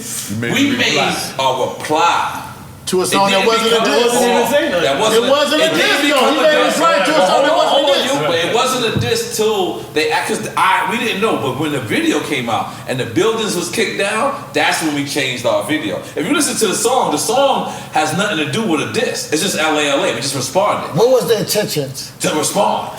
In response to what? Because that's what it was right there. But respond to what? Let's be real. Tupac, let's be clear. Don't be important right now. Say What you said? Tupac was firing on the East Coast. They were, and guess what?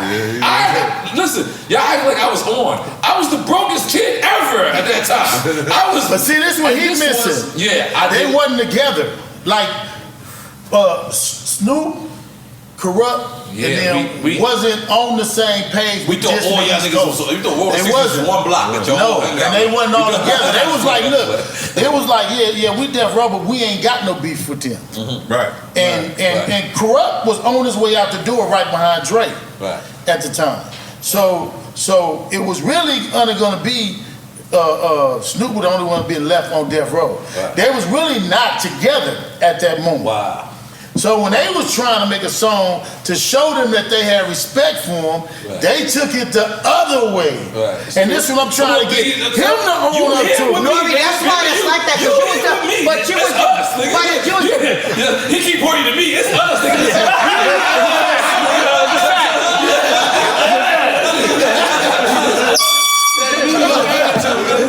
And I'm gonna be honest. Like it was crazy because looking at your story, I said, yo, I've never been in the Rolling 60s. I've never been to the actual Rolling 60s hood. And before I could even finish my thought, I said, nigga, Corrupt is your friend. That's the hood you went to. Corrupt brought me through there. And I ain't gonna lie. And it's A-Trade next to that? Yeah, it's between them. It's a couple of 1 or 2 sets right before we get there. No, I'm tripping. Yeah, the front it is. Because it's a block away. It's all Inglewood, right? Monster Cody's book. Inglewood is the other way. Okay. I remember reading Monster Cody's book, right? And I read the shit. And then when I went to Corrupt with the hood, we went to get weed or some shit. And he was like, this is the 60s, cuz. And I was just like, this just was a different neighborhood. Like, it's like you guys, like the same thing being Preem Team. Like what kind of, is that a plus or minus being so notorious like that? It's a gift and curse. But the thing that's so ill, listening to everything you guys are saying right here, and for everybody that's going to see this, right? Think about the amount of people's lives that could have been saved had we not reacted a certain kind of way. And that's why it's important for these stories to be told. And even for me, I'm sick of people with their lying asses. You don't know a damn thing about me, but you seem to know me better than me. Right. Sometimes I tell people, one day I want to meet her, because I don't know who you know. Right. I only know who I am. Right. But just think about the stuff, even stuff that people might have to say about me. You don't even goddamn know me. Right. But you have all these things to say about me because of something that someone said. So now you're going to be in agreement with them.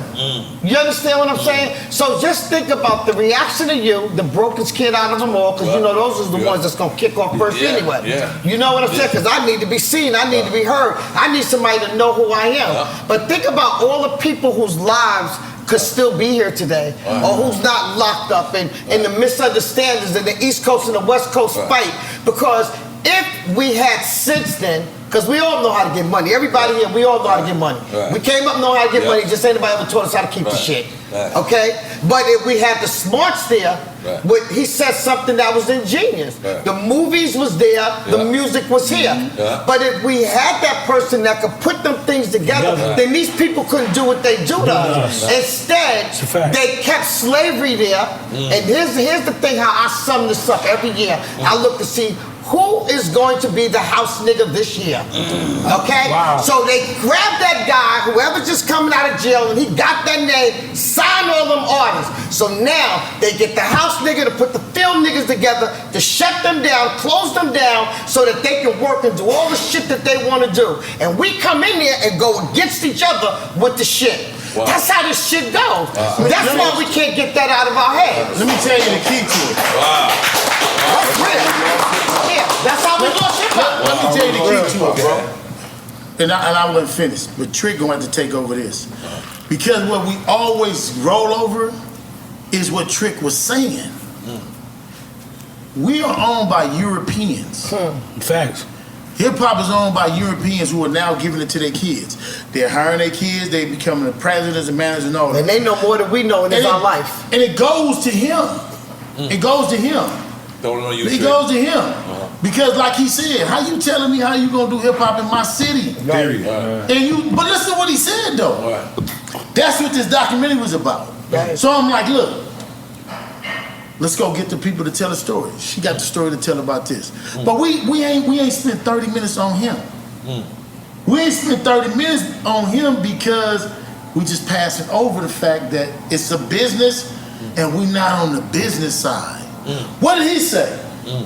You coming in with your radio, you bringing your machine to my city and ain't none of us eating. I mean, that's what I'm telling you. Listen to this. That's the whole damn thing. And I didn't realize that booty shaking song you made. I didn't know that was you. All these years. That's first. Yo, I just like this thing got an Uncle Luke song. I knew what it was. Booty Bombs. That's it, man. Booty Bombs. That's it. I'm like, there's no way that's that. I heard that record so many times. No, you talking about that's it. That's the AC. I'm like, I never affiliated that record. So you got it right. So you went to Freaknik. Yeah, I got it. You see these bitches bouncing all on you. Say, I gotta make one of those. Yeah, hell yeah. That's what they're doing. Come on, make some noise. Make some noise.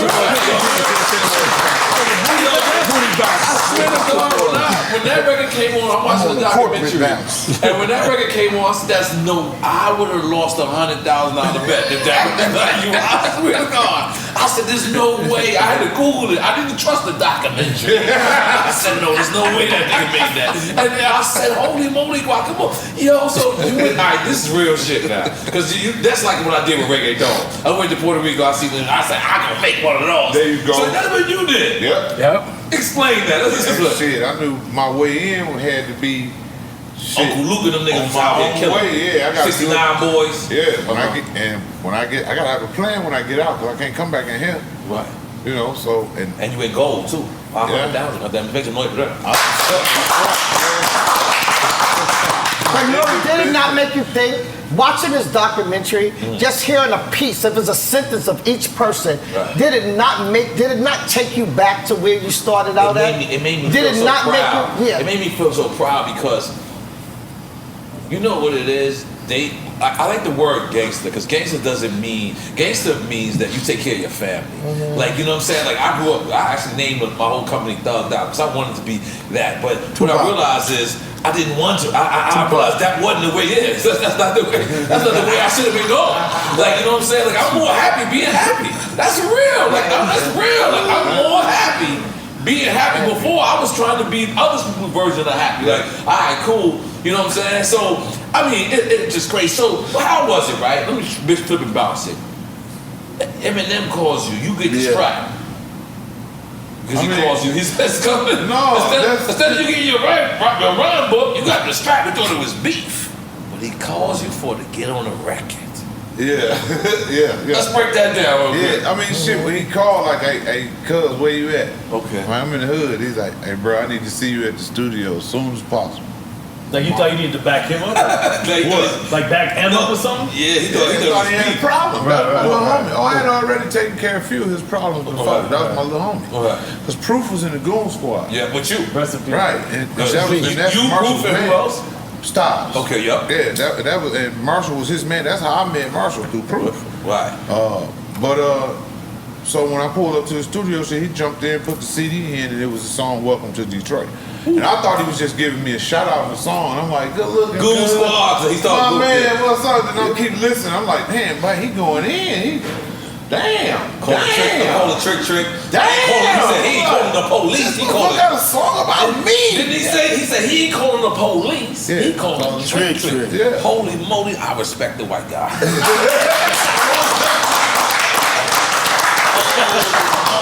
That's all. That's all. When I analyzed that line, I said, damn, that's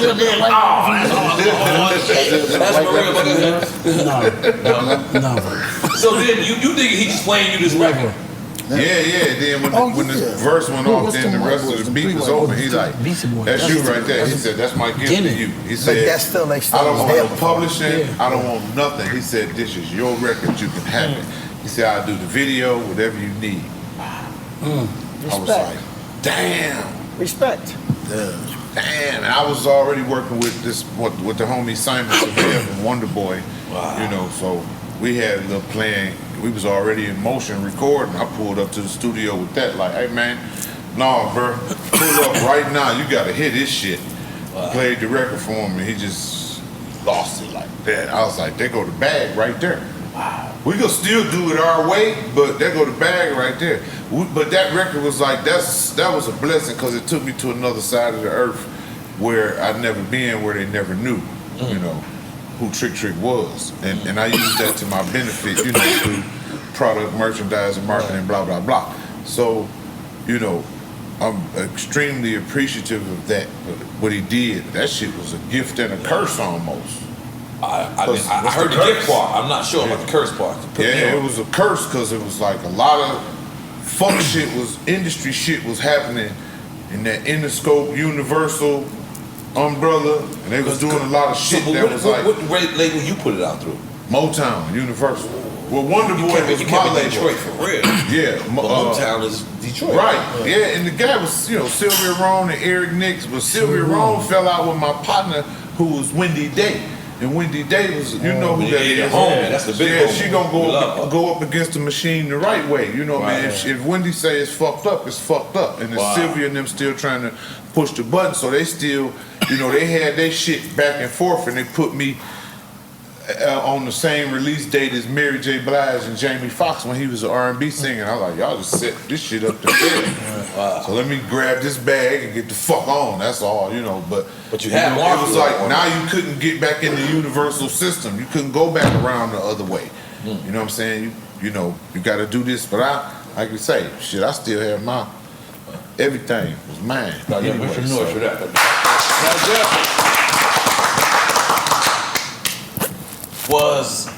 Did you feel a special connection to Nicki because she was from Queens and she was a girl? Because according to the documentary when I watched it, she actually moved to Atlanta because she wanted to be. You needed her to move to Atlanta.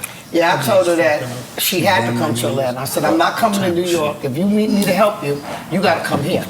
Because I'm not coming to New York. I don't live in New York anymore. This is where I'm at. Right. I can do whatever you need here. But I can't do this in New York. Right. Wow. So it's not even one. Nicki's a girl. Right. That's the first thing, and I fell in love with her. Like I really did. Like listening to her and everything she told me and everything she went through. I like. She reached out to you.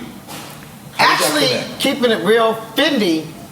Dirty Money, Fendi. Fendi booked Gucci for a show down in Carolina, and he said, Deb, and everybody knew I wanted a girl. Okay, I'm just so pro-female, period. Anyway, I wanted a girl, but I just didn't want any girl. You had Gucci and Juice already, right? Yeah. Okay. And Fendi said, yo, Deb, come here. He said, I got the girl for you. I was like, Fendi, get your ass out and just get my damn money. Let me get out of here. And he said, nah. And he said, Deb, just listen to this on the way going. And on the way going back to Atlanta, I put her tape in. And when I listened to her tape, I was like, I called him. I said, what she look like? Right? And he said, I'm going to send you something. But instead, when we got to, we had to go to B-More.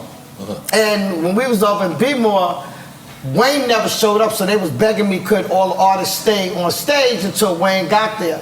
Nicki came across and they was like, yo, that's Nicki right there. That's the girl. That's Nicki. And I was looking, and Gucci was trying to talk to her, and she was going on. And he's like, yo, that's Nicki, you know, trying to get me to see it because he was really trying to get her ass, you know? But at that time, I didn't really give a fuck because we was on stage for too long. And nigga, we not getting paid for this shit, you know?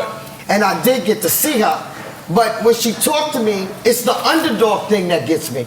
When a person come to me and they in trouble, those are the ones I like helping. I don't want you if you big already. I don't need you. I'm a builder. I like building. And I like fucking with what they say can't happen. It's gonna happen. On my watch, it's happening. And I'm not gonna touch you if I can't do shit for you. You know what I'm saying? You just gotta listen. But Nicki was a different kind of female also. Even though she was gone, she was very timid. She got a lot of me in her now. I see that shit. She got a lot of me. She got some heart now. But she went through a lot of shit. Like she really did go through a lot. I'm super proud of her, but she listened. It don't matter what people say or the rumors that people say. I'm never going into that shit because I don't really give a damn about that stuff. You know what I'm saying? But she listened. She got up. She was a different kind of female. It wasn't about no nigga. It wasn't about that because a chick will destroy their whole career for a nigga, but he ain't gonna destroy his for you. And I always tell him that. She was up early in the morning. It wasn't about smoking, hanging out, being in love, going through it. She wanted this. This is what she wanted. She wanted this bad. And she paid attention. Yeah, and that was a good thing. I told y'all this show was about giving flowers, man. Come on, come on, Trey, you gonna take a shot, goddamn. Salute. Yo, Benny, come on, take a shot at them.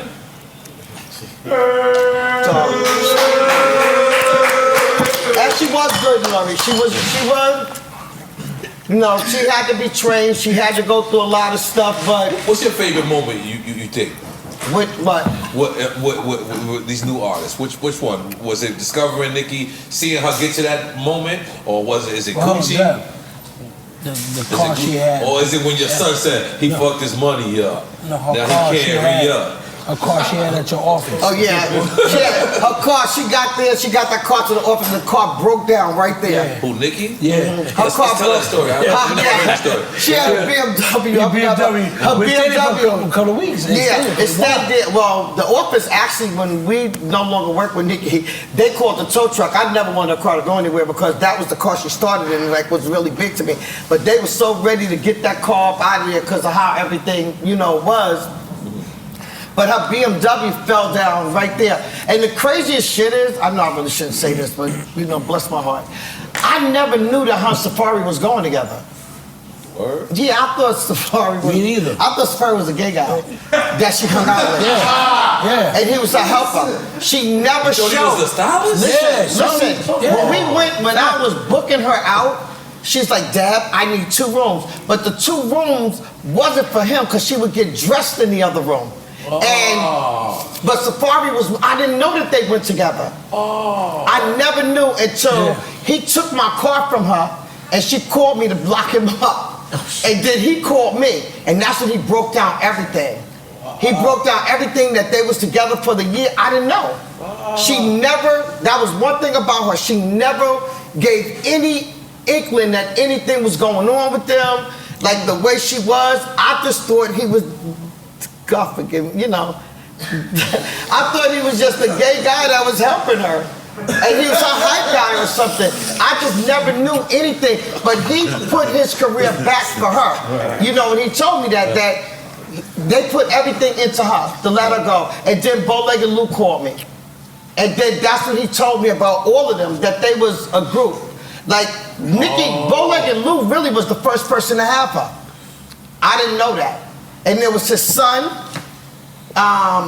It was the son, Safari, and her. There was a group. Oh, wow.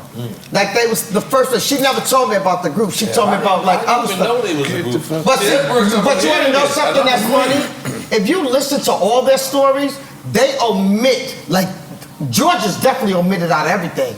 But that's what brought her in. Harmon should always be paid there to Georgia because that's how she broke through. So when I listen to Georgia, Atlanta. Okay, yeah. When I listen. How about French too? Is French the French? Now I ain't trying to be funny, but French didn't really make it that well in Georgia. The first time I remember when I watched this stuff with them, I don't know how far I need to be going with this shit, cause some stuff. You want another shot? You take a shot. Take one. I did. I took a little sip and spit it back in. But anyway, he didn't really do as good because the first time. And they yell about Gucci. Gucci didn't do French. Walker did. Gucci didn't like French. Because the first time he went in the studio to do a song with him, he paid Gucci $5,000 to get on the feature. And he was just sitting in the studio, but Gucci was going out the back door. Gucci took the money and left. Oh, he left. And he was like, that's how Walker got him. Yeah, and then he called me, and French was like, yo, everybody kept calling, like, yo, Gucci left. And I said, what are you talking about? And I called him and I said, Gooch, where the hell you at? Why you take that goddamn boy money? Yeah. And then he's like, man, fuck that pussy ass nigga. Yeah. Like he wasn't doing nothing. Yeah. And I said, Gooch, you can't do no shit like that. So then French called me, he's like, yo, auntie, that's all the money I had. Over there. He's like, I didn't have no more money.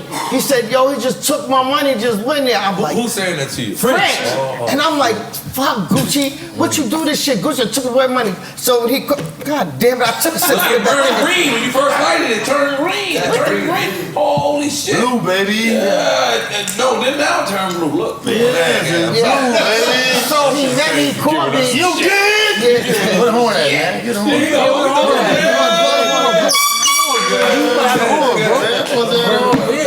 Yes, I met him at the gas station because he was like, oh, we gotta go back and enough to get him cheats, all of them there. Did Gucci ever do the verse? No, I paid French the $5,000. And I told Walker, I said, Walker, do something like I got Walker to do. So Walker took him out. French, French was drinking a lot at that time too. So I'm drinking now. French kind of messed up with the Grove Street niggas and some stuff went down there. So he didn't really pan out as much. French didn't really pan out as much in Atlanta. He didn't really do as well. People wasn't taking him in. I guess some of that shit was coming from says up that top. French broke through Atlanta. Everyone says He did. The reason why Chopper Down. Remember Chopper Down? Yeah. Well, Chopper Down got kicked. Nobody could touch Chopper Down. And I liked the record. We was the first ones to get the Obama look-alike. I had the Obama. Not Obama. So I changed the record and added Walker to the record. And then we did the video, we did everything. And then I made the call, got it on the same day I got it on MTV. They was like, what the fuck, I should get this shit on MTV. Right? And got it on there. That's what broke them. Chop it down. Nobody was letting French in. They was not letting French in. It wasn't about Atlanta doing it. It was that video that was shot. That chop it down. We changed chop it down, the whole thing. I changed the whole record. And that's what did it. Make some noise for that, goddamn. Yeah. So they killed me. They don't get everything out. Like they never add Georgia. They never add a lot of that stuff and what went on. You know what happened there? But it did a lot for them. And New York hurt me, and I'll say that. Like coming from New York, that shit hurt me. I bust my ass to go to New York to find somebody from New York, to find people from New York, to blow them back up, and then you give me your ass to kiss.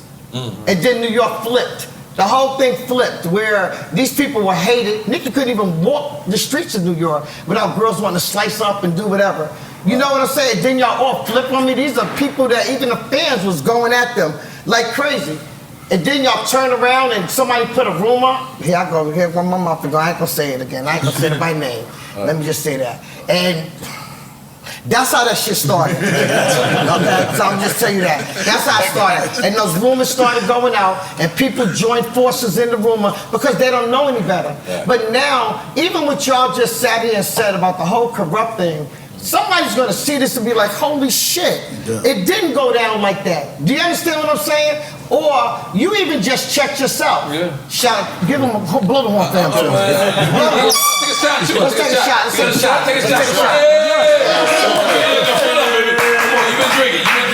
But you just on camera, literally, and don't edit the shit out. No, I don't edit. Okay. We don't edit. So, Salud, you ready? Come on, man. Come on. Let's do it. Come on. There you go. There you go.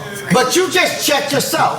Because when you started thinking about it, the thing that's so good about this, N.O.R.E, when you look at this, you can actually see yourself and during what times was this like this and what times was that like this and like, holy shit, I didn't know this person really did that and that one didn't really do this shit. Clearly, yeah, little homie. I'm clearly. Let's just be clear. Look, you need to be just in case y'all ain't know, everyone is a little homie. It's no problem. But no, you should be out there with us. I actually like Cole. I actually like to be a little homie right now.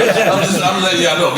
But it's gonna teach people because there's so many people that became each one of us. There's so many people that spread rumors about each one of us. Some shit is true. Like that's a lie. Everything ain't a lie.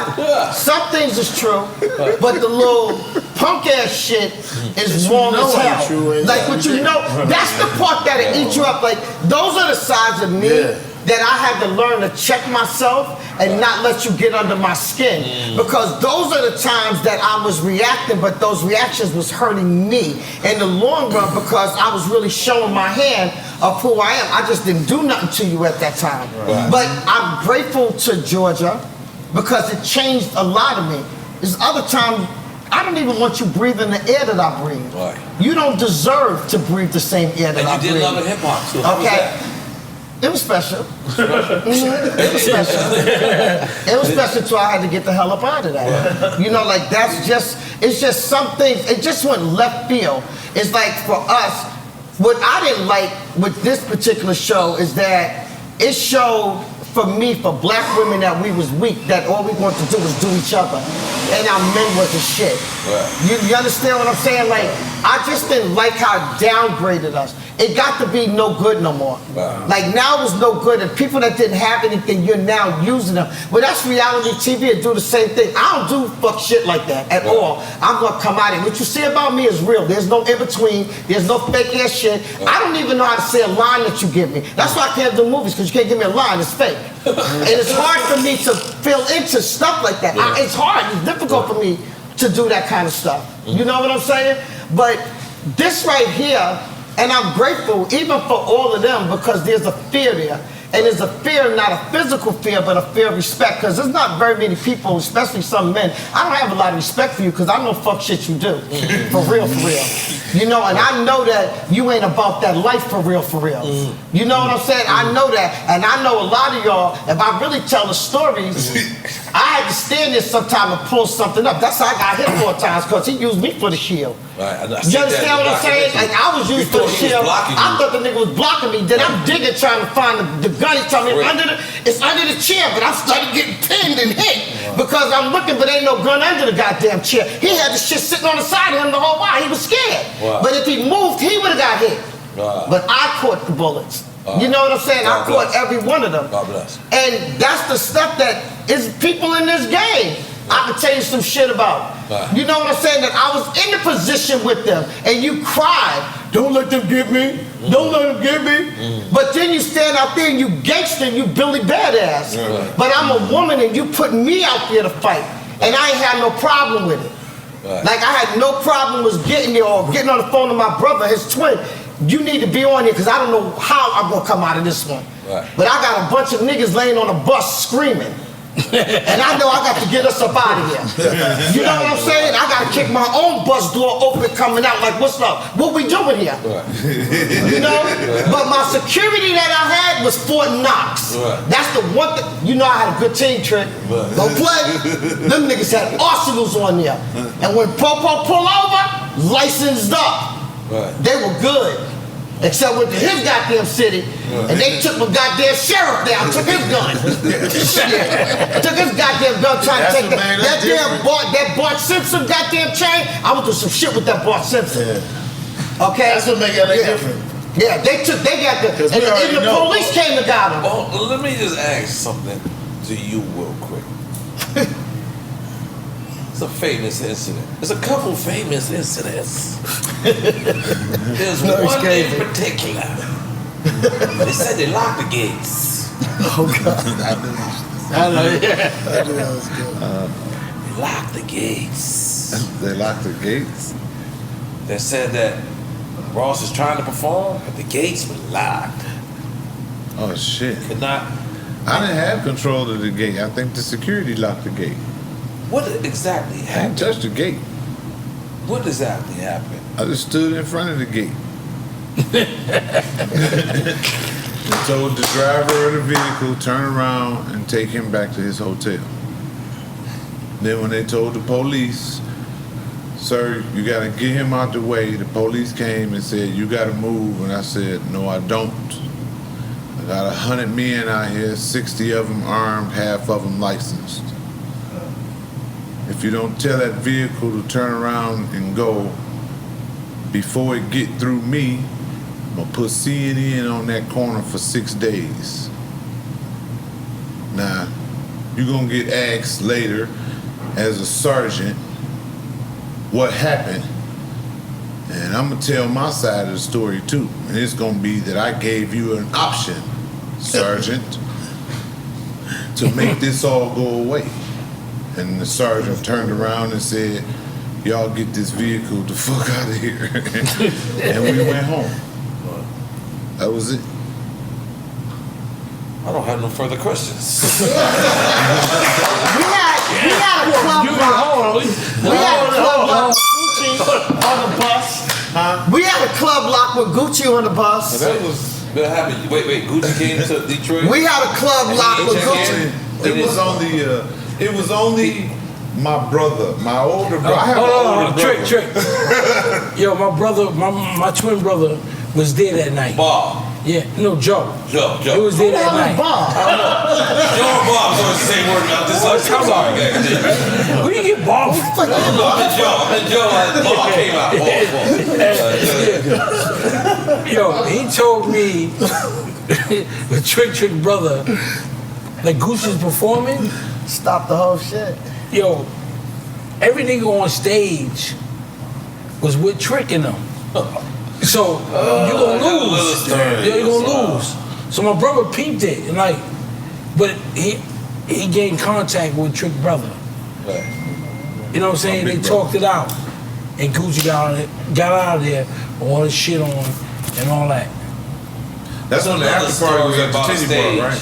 It was in the, I remember but that's another time, because this ain't the only time, because he went through a couple of things with Charlie, you know that shit. But Trick, there's another story about a stage. He gave me the alley-oop stage. You talking about Miami? Sorry, or bathroom? Yeah, go to the bathroom. I go to the bathroom too.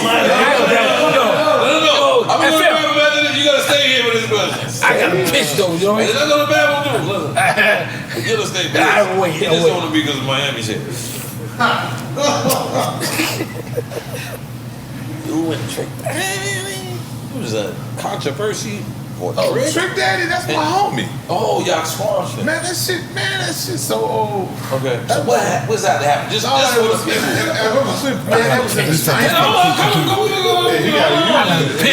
ex-cool together. Y'all can't leave each other. Y'all gonna break together. You gotta start together and break together. You can't leave. You gotta stay with the homies.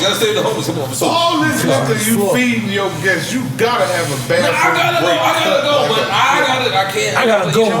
We come back. I gotta go. Let's go. I ain't gonna forget these questions now. Yeah.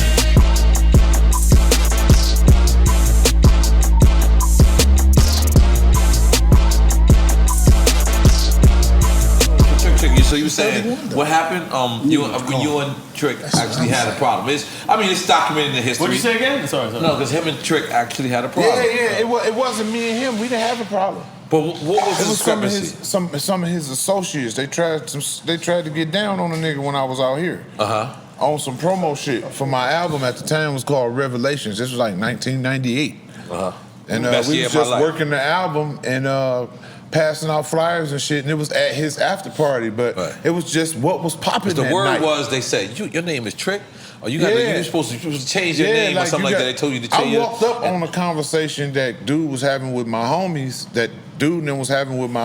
about, and he had my flyer in his hand, and he was like, who the fuck is this nigga? And I'm like, that's me, cuz. What's happening? And he like, nah, nigga, you gotta change your name. You trying to come up off the homie name, basically. And I'm like, what? I'm like, my name Trick. I ain't hear of Trick Daddy until after. Nigga, I've been Trick for 1,000 fucking years, dog. Well, this is a stupid conversation I'm having with this man, you know.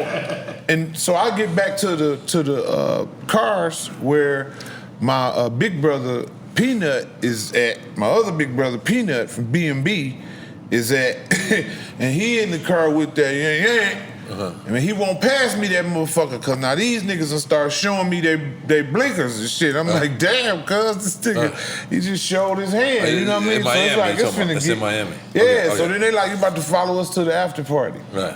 And my man gonna follow the other car and make sure y'all don't go nowhere. What the fuck kind of shit is that, homie? Now he done called Trick Daddy on the phone and we had a conversation.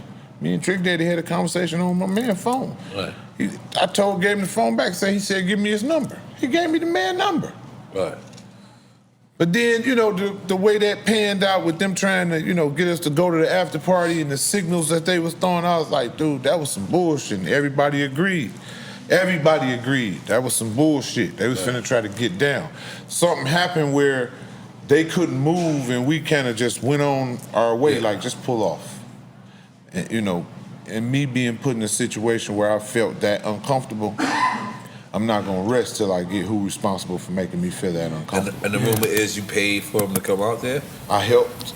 Okay. It was already happening and then it was finna get canceled, so I helped get some more. Cause y'all was good for that. Y'all was good for booking a nigga. I booked the shit out. Oh, yeah, book you. They gonna book you. This is terrible, great conversation. What you're not gonna do is win in my city. Right. I don't give a fuck who you talk to. I promise to God, if I want you, your ass is mine. I got 1,000 motherfuckers on the day you arrive. I'm telling not to get you. I got lay hands right now, y'all. It's coming out. You know what I'm saying? So put him back in. Even then, because my big homies wasn't nothing to fuck with, and I was their guy. I'm their Lucine. I started out a cockroach tenement on the bottom shelf. So I had to put mines in. I ain't just start at the fucking top. As did I. I started at the bottom. Hello. Everybody started at the bottom. So, all right, you know, I'm the only guy that started at the top. No, of course not. A lot of people get that fucked up and think, just because they feel some type of way of being secure about themselves that they have to belittle my fucking power and try to go against the rules I set ahead for the benefit of my people. Those that I lead, those that I protect, those that I provide for. Even if it's just, somebody, even if somebody I don't know. But at this time, we have a situation between me, something that's got to do with me, an altercation that started between my homies and his homies, and shit. It's like they coming, and when I got word that they was coming and then it was finna get canceled, I was like, well, why you gonna cancel it? And they like, we need some more money right here. Get that whole goddamn train here, because the people I'm looking for is with him. And shit, they came. Yeah. You're not gonna win in my house. Like I won't win in another motherfucker house. I wouldn't expect to. You understand me? I respect that. But that's the whole thing. Respect is number one, and start with respect. Respect means I respect my motherfucking self, so every motherfucking body I come in contact with gonna respect me. It's facts. Because I respect myself. And guess what? What I expect of myself, I expect of you, because I'm gonna give you the same fucking respect I give myself.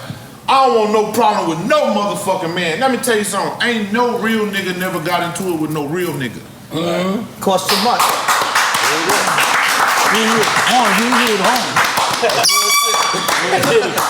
Yeah. Well, that's kind of happened. That's right.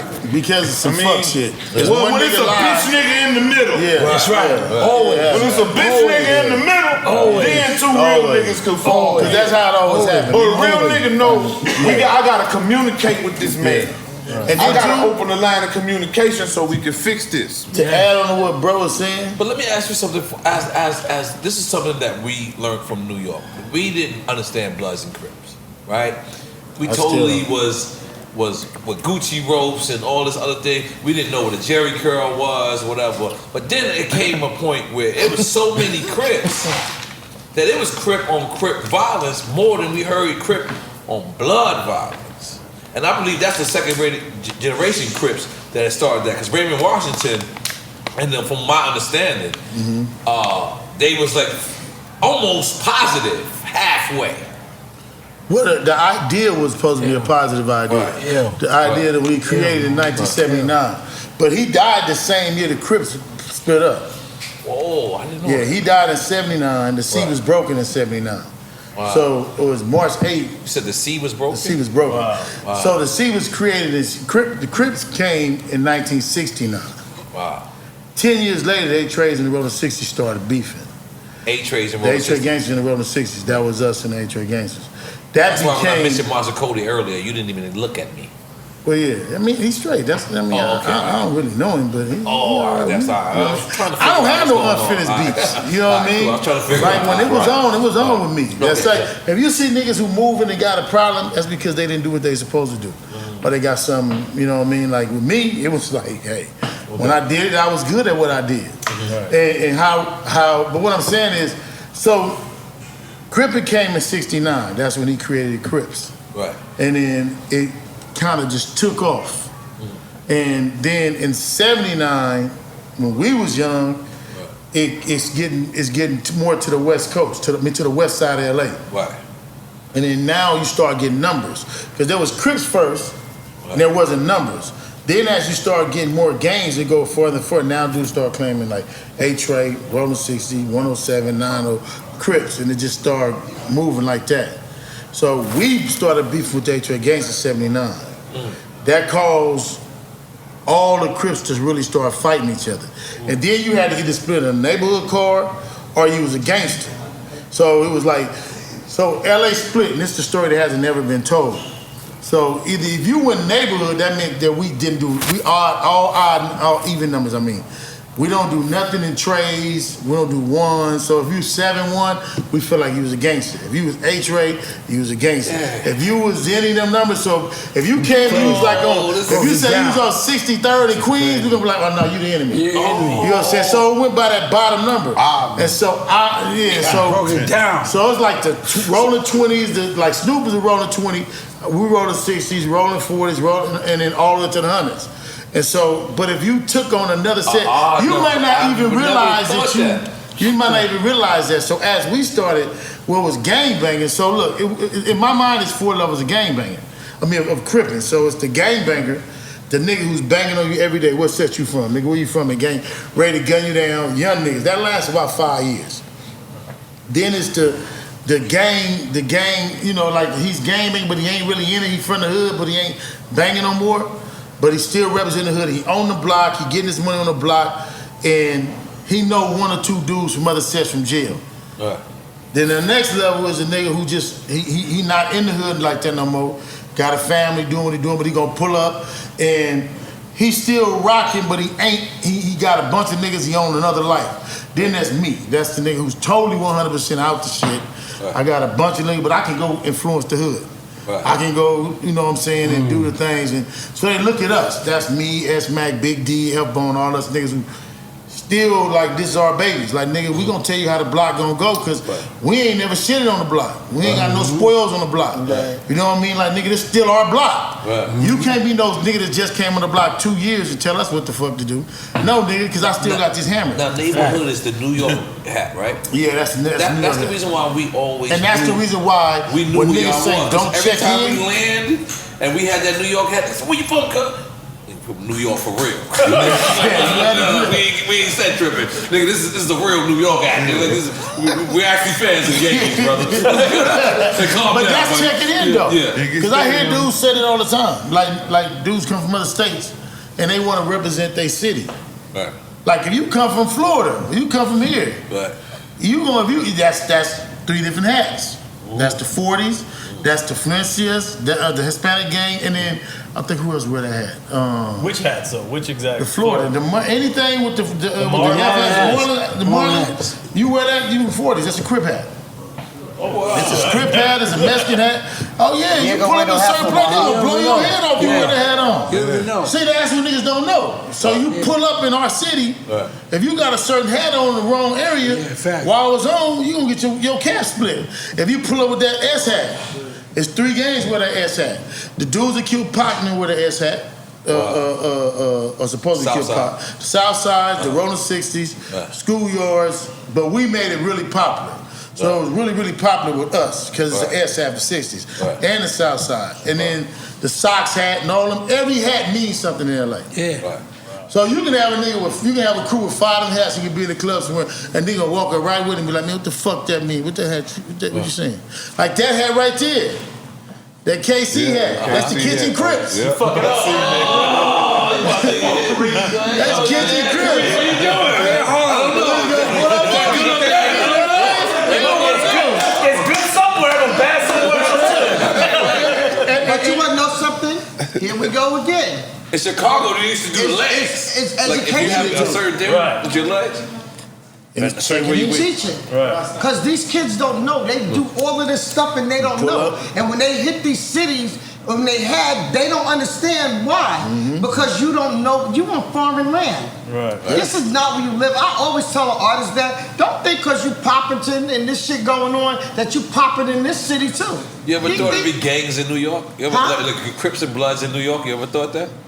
Oh shit, I heard that. But. Did you ever think that they would come there? Like, did you ever think that? Yeah. You did think that? They migrated out there. Yeah, in the series, my summer vacation. When we had Cube, that's one of my favorite songs. I told Cube, they need to make a movie just out that song. I migrated there in the early 90s. But these kids don't understand. They don't understand They still don't understand. That's why this stuff is so important, and people can't turn their back on a lot of stuff, and these kids are lost, and that's why so much shit is going on. Because they don't know the culture for real. They just saying hip hop, but what is hip hop? You know what I'm saying? What is hip hop? Hip hop is just not this music. It's the culture. You know what's crazy?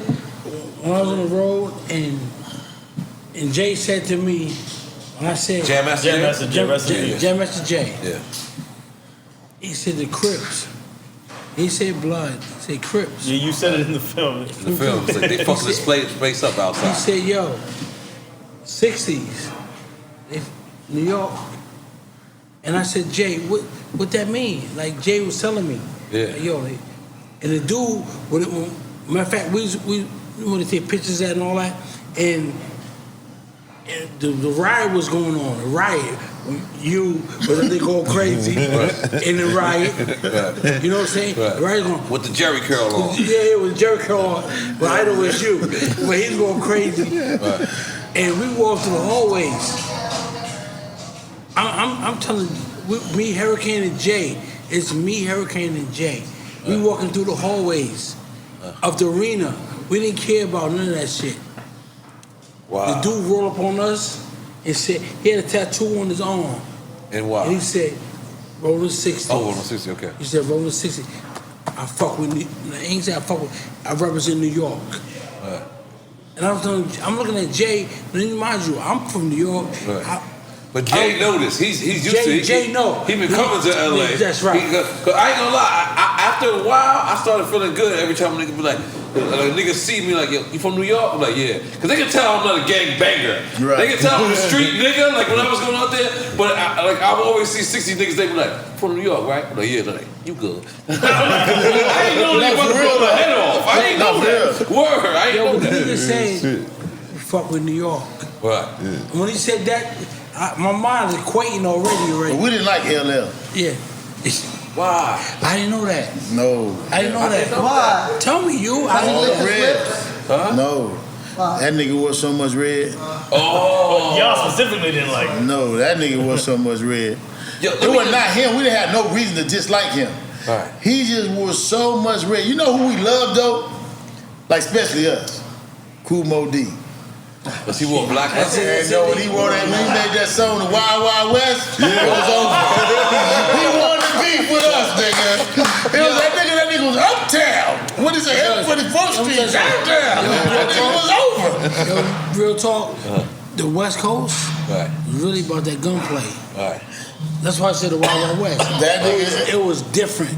That's why I said the L. I mean, it was a J. When I got to J, I'm like, yo. He's like, yo. Crips. Serious. It's serious. And I didn't know. Right. He's like serious. I'm a print team. So this is what I'm trying to say. This is a question for both of y'all.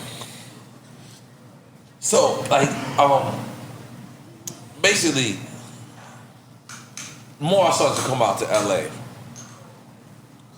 the more I started to notice that everybody's in a gang, right? Everybody's in a gang. One of the most notorious, one of the most secretive that no one knew anything about was the 60s.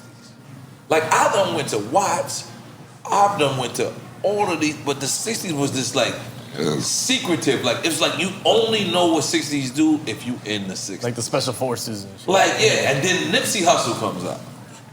Right, we had Corrupt. We knew Corrupt was shot in the block, he shot in our big draws. I ain't no big draws and big U was the same nigga. We didn't even know. A lot of people didn't know that. But the Nipsey comes out, and sometimes I say with my murder unit guys, sometimes, you know, those are my brothers. But I wonder sometimes, me being famous and them being my brothers, did I hurt or add on? No, Nip helped. Nip, okay. Well, because you got to remember at that time, the only person who was hot in LA at that time, even, was Game. Yeah. And then, LA is a blue city. In fact, it's not a red city. It's a blue city. Right. It's always been more Crips in LA than anywhere. LA, Compton, Watts, all the way through. Right. But the thing with Nip was, what made y'all, what you seen with Nip, but you didn't realize it is, Nip is the only one that came out that didn't claim a part of the city. Snoop was Long Beach, Dre was Compton, J-Rock was Watts. They was all claiming like different parts of LA. Right. We came out and said the hood only. It wasn't nothing else. And I was Crenshaw. I'm Crenshaw. Like when you see the Crenshaw, that's really me. Nipsey is Slauson boys. Like Nipsey record label was Slauson. He got Slauson on his back. Everything about Nipsey was all Slauson. I went to Crenshaw. Nipsey never went to Crenshaw. So when we came out, I had to find something as a manager to make your artist connect. So we needed something that would make him connect to the hood, because all this music was all about the hood. If you know, all of his early music was really about banging. It was Bullets Ain't Got No Name, Shoot the Block Up, Run and Shoot 'Em. It was all of that. And then in the beginning of his shit, I had to go and look at all his music, look at all the videos, and make sure we wasn't dissing nobody. If you remember all his early videos, his first videos, I directed them. I directed them. I got I'm in all those credits. Because it was my job, me as somebody trying to push something out there, would connect to the city that everybody would respect. And I respected all these dudes, Bloods, Crips, Mexicans, and everybody else, because I just did 13 years with these dudes. So I wasn't gonna do 13 years with niggas and then come home and change up. You know what I'm saying? Like, I just walk with you niggas on the yard with you niggas. They said you united the yard. Yeah, that's what I did. You know what I'm saying? No, real talk. Real talk. I did shit that I did shit in prison had never been done before. I had a big ass Juneteenth day where we had all the blacks from every set, big ass eating.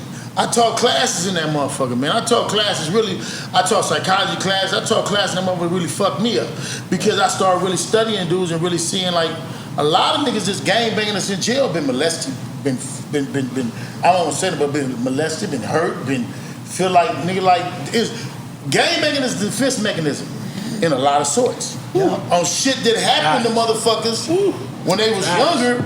And they're like, it ain't gonna happen no more. Now I'm a man, I got a gun, I'm finna fight against this. So I used to teach classes on the yard.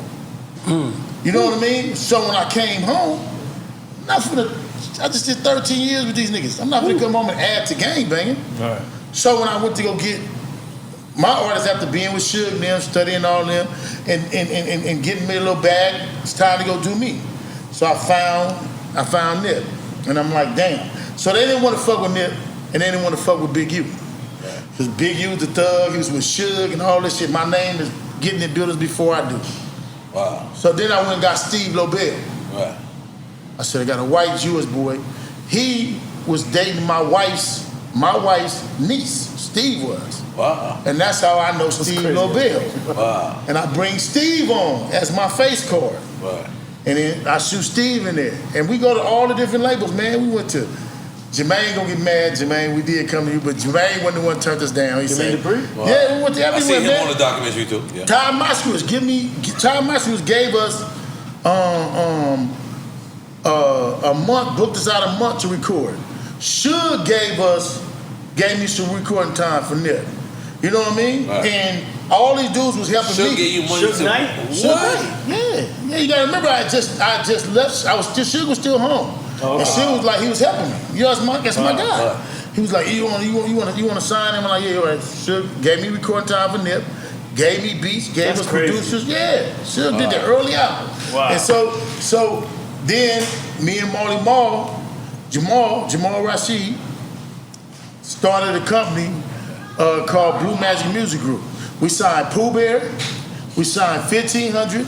We did Lupe Fiasco album. Pooh Bear wrote all the Justin Bieber shit, right? Yeah. You gotta remember, see, this is stuff that people don't know I was doing at the time. I had Blue. And you also met Harry O in jail. Yeah, I met Harry O in jail. So 1500. Oh, what is it? So I really don't, like, people don't know. I gave 1500 their first deal ever. Wow. You know what I mean? The first deal they ever had, they came from me. Wow. I did game shoe deal. Wow. You know what I'm saying? I managed V Range. All the shit that I was doing. You managed V Range? Yeah, I managed V Range. Even to this day, I booked V Range. But what I'm saying, and when we came with him, it was a major fight. Steve got us through the door. I had to go get a white boy and a Jew to get us through the door. I heard you say in the documentary that they didn't come get you when the Bagel?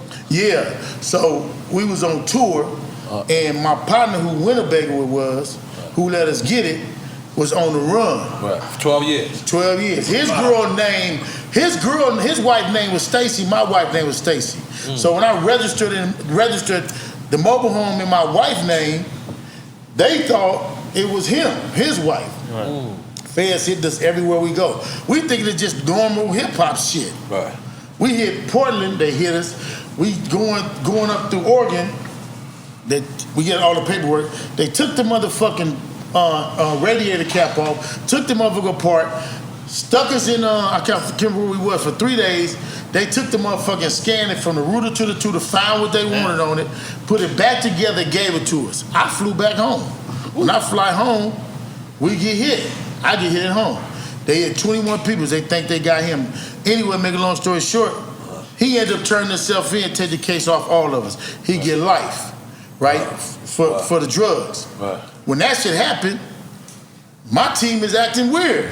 So I'm looking at Steve, I'm looking at Nip, man, get a paperwork from Sony so they can see that we listing all this shit. They acting weird. So, me, I'm still kind of like, hey, I'm hot, hot and heavy, but I'm like, I can't fuck with y'all. Right. So you never see me on the tour no more. And that's when the problem. No problem never happened. Okay. We didn't have a problem. Okay. Wasn't nobody making no money. Right. It was no money. We never had a problem. I just left. Right. Then when I decided when my son come home from college, he want to do music. Right. So I'm like, okay, when we get the equipment, we're going to put it somewhere where we can all get to it. Right. That's when they got upset. Right. And he made the song. I don't rap, that song never came out. It did come out. It did come out? It did come out. It wasn't never pushed as a song, but it came out. And I don't rap, I scrap.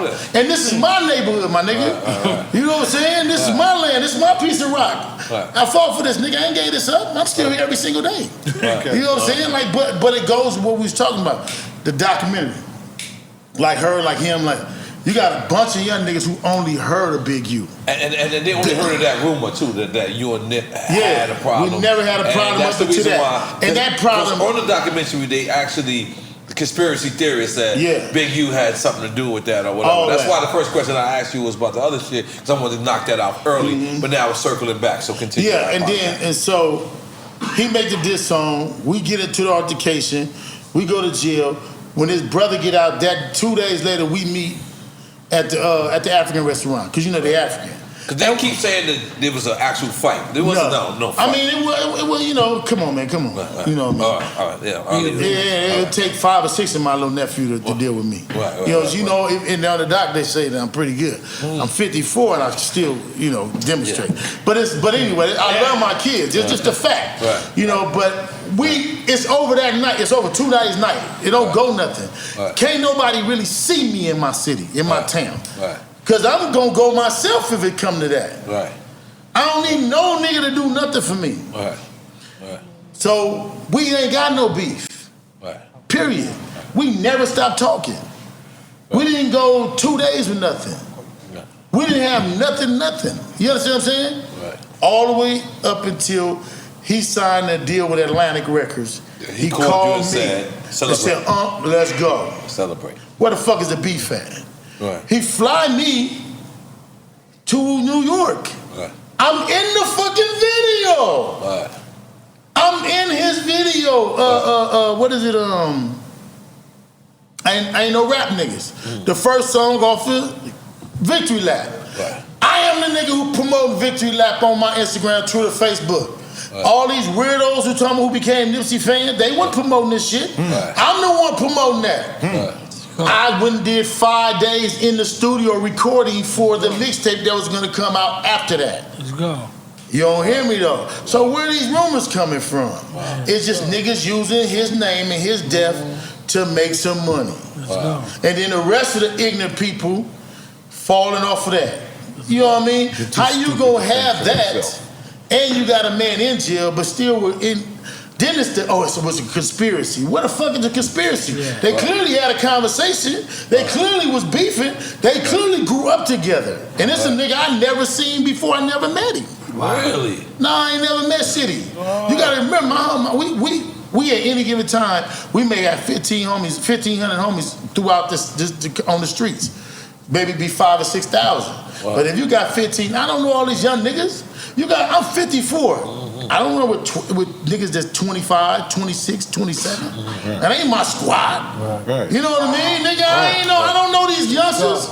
Like, I don't know all the youngsters in New York. I don't know all the niggas in Atlanta. But I still get they shit, though. You know what I'm saying? I have never met the kid. Never met him. But you know what? You put the shit at Big U table. Why don't you go put it at the table of the motherfuckers who know him? Facts. Put it at the motherfucking table who the people who ran with him. And put it at the table of the motherfuckers who got Nipsey's bag now. Put it at the table who ran the motherfuckers trying to shift the shit to somewhere else. I'll put it in my table. I ain't got no bag. Facts. I had nothing to gain. He was my nigga. He came to get me. And I asked him, I said, man, listen, man, what we gonna do, man? I don't wanna be back in no more bullshit. We said, man, nigga, you gonna be you, huh? You gonna do what you gonna do. We gonna go take over. And I'm like, all right, cool. My nigga came and got me. You see what I'm saying? And who gave him his only award? Living. How we beefing? That's right. Called him. I was doing a award show. Nip, I'm finna honor you. I'm the one who gave him that. But they gotta move you. They got to. You have to understand, like, that's the whole thing about all of this. They have to move you out the way. Even with all of them, you're never going to hear nothing about me. These was all stars before I ever touched them if you let them tell it. They not telling their story of being homeless and not having shit and too tight clothes and all that. With you, I'm sorry to cut you off, but with you said the only artist that bothered you was French. Like after things separated. Well, French ain't really the only person. Like, honestly, all of them in a way, because I did a lot. You understand what I'm saying? I messed up a lot of relationships protecting them because I stood by them. And let's be clear, I don't regret it. Because if I'm with you, I'm with you. You feel what I'm saying? And sometimes it go like that. But I protected you. I fought protecting you, making sure that you was good. Then you turned on me. And here's the thing. Here's my story. Okay? I took puppies and turned them into vicious animals. They turned around and left me and became leashed by someone else. Okay? That's what I said. But then the same people that I'm beefing with are the people... We gotta connect the mics again. The same people that I went in. No, the mics ain't on. The mics ain't on? I don't hear shit. So. It's on? All right, okay, sorry. Go ahead. Yeah. Baby drunk. The same people that I'm getting in a beef with are the people that you went up underneath. Right. You understand what I'm saying? And then on top of that, for them, I'm protecting you. Then on top of that, you turned around and you went into agreement with stuff. And I say you went in agreement, you might have didn't say anything, but you said a lot when you didn't say nothing. Right. Hold on. Go ahead. Hold on. Right there. When that's how I feel. All these lame ass niggas, when these niggas was saying this old fuck shit, by not saying nothing, I feel like you was really saying something. You said something. A whole lot of them. And I'm gonna say it, his family could have came out and said, ain't no goddamn way I had nothing to do with this shit. Right. So I got an interview asking me today, where's my relationship with the family? Fuck that. I don't have one. I don't want one. Because they could have came out and said what happened and shut a lot of shit down. But they let my family go through the bullshit dealing with all this shit. My kids at school. Actually, really? I didn't know that. My son is at college, bro. My son is at college playing ball. His coaches had to call him in. Like, me, you seen your daddy has some, you know what I'm saying? Like, no, it doesn't only trickle to you. I didn't know that. The thing that was so ill, like even with my son, like my son that committed suicide, one of the things that he couldn't stand this industry. He watched it destroy his family. He watched it destroy the friends. They lost so many people. But the biggest thing is that he used to always tell me he couldn't be here not being able to see to protect me. Watching the things that people say and what they did, and he know what I did. Every one of them know what I did for them. Every one of them know what I went up against for them. They all know that. And that's the part that you ain't never had to say nothing because I don't use your name to move forward. You don't need to drink no goddamn water. Drink champ the shit out. You fucking knocking over the mic. You knocking over the shit.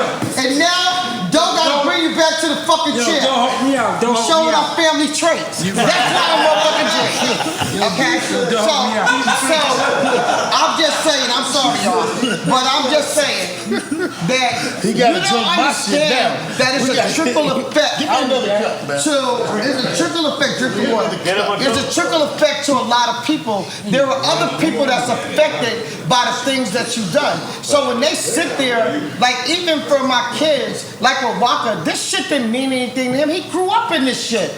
So when he loved you because he's taught that. Loyalty is everything. If I fuck with you, I fuck with you. We like Chucky, we like Prince to the end. Right. And even every one of them, you don't see no interviews with me putting their business out there in the street. You understand what I'm saying? When all the shit was going down, Gucci, they called me for a whole bunch of stuff. I could write a whole freaking book, best #1 seller, and have you where you can't walk the streets, period. I could put that out there, all of them. Keeping it real. Oh, I could too. What was that? Why you fucking with me? Yeah, it's things that I can do to you. I can say some shit that's gonna hurt a lot of motherfuckers. Yeah, a lot of people, not just them, but even people that they run with. Some shit that niggas is gonna be like, oh my God. They gonna wake up to some shit. I can't believe he did that. Yeah, even the shit that you're doing now, what you fail to realize, them entourages and the people that's around them, nigga, I know your business. It's people that's coming back to me, just telling me stuff because they think I want to hear it. Yeah. And it's like, why are you telling me that? Well, yo, we cool. We can't be cool because you cool with them. You hanging out with them. You right there with them. You telling all their fucking business. So who's to say you ain't gonna tell mine? I don't trust you. See, I pay attention to that, how you run your mouth. If you say you fuck with me, then fuck with me. But if you start spilling some ill shit about me, nigga, I know you don't care nothing about me, and I'm gonna pay attention to you. Woo. I'm definitely paying attention to you, and I'm not gonna give you that opportunity to come get me. Because I'm already watching you to get you already. But we I know gotta what stay time it solid is. though. This is the problem. Facts. We gotta stay solid and stay to the code. Right. While these other lanes don't get to stay solid. You're not gonna They don't have change to stay me. so to the You're code. not gonna change me. You know, and that's the difference between when, like I said, when I chose the people, when we choosing, I got it with the motherfuckers who could tell the story. Right. And me and her was talking today on the way up here. And we got such the same, some shit that she said to me. I had a problem with my own sons. You know what I'm saying? Because these niggas grow up in my neighborhood. They believe shit too. Right. And you know, kids only know what they hear, and then they only gonna go by what their problem was. And my daddy ain't the best motherfucker in the world. Right. You know what I'm saying? Nigga, cause who daddy is. Right. Until you become a daddy. Right. Nigga, you know what I'm saying? Right. When you become a daddy and you gotta deal with the baby mama and the kids and all that drama, then you gonna be like, my pops was the best motherfucker in the world. Right. But until getting to that, me and these niggas done beefed. Right. You know what I'm saying? Right. That's a hurting thing. That shit it's crazy. hurts. When other people come in here and do And something. influence your kids. And N.O.R.E, I'm gonna keep it 100 and put it right out here. Right. I tell anybody, I didn't know every fucking thing. I know how to be a mother. Right. Okay? Right. I'm a nurturer. Right. That's one thing I know. Father. And I know how to take care of my nigga. Right. I know how to do that. Right. You understand what I'm saying? I know how to wear multiple hats. I know how to do shit other than throw my legs in the air. I could cook, I could clean, I could bring that money up in here, I could take care of you. Okay, I cook my goddamn ass off, my niggas. Pulling up. Okay, I cook. Wait till you get there. Wait till you get there. I cook. I can't. She broke me out. She the best cook in the family. Okay, I cook. Best So cook. I know how to do For all real. of these things because even though when I was a kid and doing all the things, my grandmother made me, Debra Antney, getting here. I had to go in that kitchen and I had to watch. And she used to tell me, it's gonna come a time that you're gonna have to do more than throw your legs up in the air. Right. You're gonna have to keep him home. You're gonna have to learn how to keep this bed clean. You're gonna have to know how to fill his stomach up. Them niggas is coming home. I don't care who you get for 2 seconds. I can't miss without a measure. You understand what I'm saying? And I don't do no digging. I don't do none of that shit. But I know you gonna come home and eat. Yeah. Fuck you, John. That's real. That's real shit. You don't care about that. I'm in pockets. I'm digging your pockets. I ain't checking your telephones. I ain't going through all that shit. Just make sure, nigga, when I go outside, they laughing with me and not at me. Because then we gonna have a problem. It becomes something totally different. You understand? But these are things that I know. When you come into my household and you start doing all this fuck shit, that's what this game became. I ain't never told nobody I was their goddamn manager. They made me a manager. These people came to me because they needed help. They was in trouble in the streets. They couldn't get their shit through. I made that happen. Period. Wow. And you now, everybody else want to run around and gain the credit for what I did. Hip Hop Uncovered. Okay? Y'all want to gain credit. Y'all claiming all of this shit that y'all did. It's more than those artists. There's producers. There's the sound of this game, period. Trap, I am the fucking trap queen. Period. Yes. They can say whatever they want to say. Okay? And that shit is not, that self-proclaimed shit, you gonna give me mine. See, I already took mine. I don't need the validation from you. Right. While they running around here needing to talk and be all on Grand Street, all that, I don't need none of that shit. My actions speak. Hey, look, let me tell you. Period. When I was coming to do this, right? So I got to do research on everybody. We got the table. We putting the doc together. And to a T, I don't know where to put her. Is it New York, Atlanta? Every nigga. T.I. I don't know how she know how T.I. feel about it. Right. You got to do it. Right. She the one. I respect that nigga. Like, even everything that was going on, like, real recognize real. Yeah, right. And the street codes are the street codes, and I'm governed by that. I'm gonna keep it 100. I am concrete. Right. All the way. Because that's what it raised me. Right. And I'm 100 with that. And I tell them niggas, like, nigga, I respect what you doing, but you just know what side I'm on. Right. Don't make me choose, because you won't win. Right. And that's just real shit. That's how I am. If I'm with you, I'm with you. We gonna be chucky. We friends to the end. I'm a ride, I'm a die with you. My word is my bond. I will die for my word. Damn, And that's just real shit. But look, we gotta get up out of here, but let's plug the show real quick, right? So you saying you had a chance, FX came to you and they said No. How this show got Jimmy Chris came to me. He's a partner of mine. He's a blood. He's a Paru out of Compton. Okay. Came to me to do the show. He wanted to do it with Suge, Wack, and a couple more people. Right. They had their little situations. He ended up, and because he had done something for me a while ago, I did it, and I said, but it got to go this way. You know what I mean? And then we got to go get the right people. And we started mulling over the story 4 years ago. Wow. 4 years ago. Wow. Turned down about 40 different entities. Wow. Yes. So we shot the pilot. I got T.I. and Wiz to get on it. Nobody understood who the fuck Big U. No, that all came later. Okay, y'all big. That didn't come later till we started moving. Nobody understood who Big U was. They didn't understand that. They didn't want to touch it at first. They didn't. Yeah, Turned down by everybody. Then 2 years ago, 2.5 years ago, something happened. I can't remember what made them start seeing my name in the industry. Not when Nip didn't die. And then that's how Lightbox, another European company, came to the table. We had a couple of meetings. They was like, okay, we understand who Big U is, but who else can you bring to the table? So then I'm like, only person I know offhand is, well, I got Trick. Okay, we're gonna research. Oh, I got Haitian Jack. Then like, we gotta get a female. And I'm like, let's go get, what's her name that do the show with you? Mona, I heard. Mona Scott. Let's go get Mona Scott. Then they like, nah. And then the whole world starts saying Debra Antney. Right. What's the name? Missing Bimmy, the Supreme Team. Go get the Supreme Team, because that's me. Right. I need to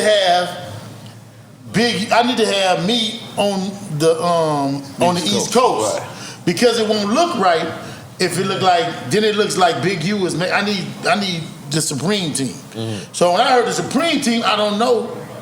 They brothers and sisters. I have no clue, but I want to meet Bimmy, and they tell me, you already know Bimmy. You're already throughout the industry. And then my homies are like, hey, he probably just don't recognize because he ain't big. He a little dude. And I'm just like, damn, I know him, but I want to re-meet him. Because I already got his story now. So now I got her story, and then I already know his story. It's my brother. So her story just is like amazing. But now I'm scared, is she gonna tell it? So now we like, damn. Then I go sit down with Jay Prince. I sit down with a couple of different homies. I sit down with a lot of people. Yeah, we had a lot of names. I thought Jay Prince was gonna be on. I love Jay Prince. We had to sit down with Jay Prince. That's another season, you got. I love Jay Prince. When we come back, we're gonna do Jay. But Jay was doing a documentary already, like Haitian Jack was already doing his documentary. So I had to talk Haitian Jack in, I need you for this one, man. Jack like, nah. And then Jay, I got you, bro, but I'm only gonna be able to give you so much. And what he was only able to give us would not fit in the story on how we wanted to tell it. Because he was gonna talk about how me and him first, when I first went to prison, was talking about doing Laquan and then bringing corrupting him on and all that stuff, and under him and dealing with him. You know what I'm saying? Yeah. And so that's the story that's gonna come out. And then with S-Mac and all them. So we ended up telling this story. And it's just like, it was like, say, we started shooting it. It took us 2 years to get to this point. And she became like her story to me affected my wife, my daughter. You know when you're telling a story and you're letting your kids see it? And my daughter's like, I just want to be dead. She said, all of y'all stories are regular, but hers is, but it was my daughter who I felt like, damn, she get to see somebody who ain't taking their clothes off. I ain't never watched Love and Hip Hop. That's what it's called, the show. I never watched Love and Hip Hop. I watched every episode, don't worry about it. I ain't never watched. I don't watch none of it. Because I need to watch Growing Up Hip Hop. But my daughter, bro, my daughter, and I let my homegirl see it. They was like, Debra Antney. Dead. And I was like, man, we got to get more out of her. More out of her. She wouldn't give a shit. At first. You still ain't We still didn't get it. You ain't get shit from me. We getting more right now. I'm like, I wish we could. I'm gonna be honest. The heroin powder shit was so legendary. I was done. That was it. I was like, that's the most gangster story I've ever heard. Like, that's how much heroin is around. You can confuse it with baby powder. Like, that was hard. The niggas was going like we was going. They was going. Her pops was going. But and then, like I say, we told the story. And we wanted to tell the story of the history of hip-hop and the history of how it got to where we are. And the unique thing is, because of the way we are right now, we'll never have these stories. Because the camera ain't gonna let it, the one on the street corner. The phone ain't gonna let it, the one that's telling everything.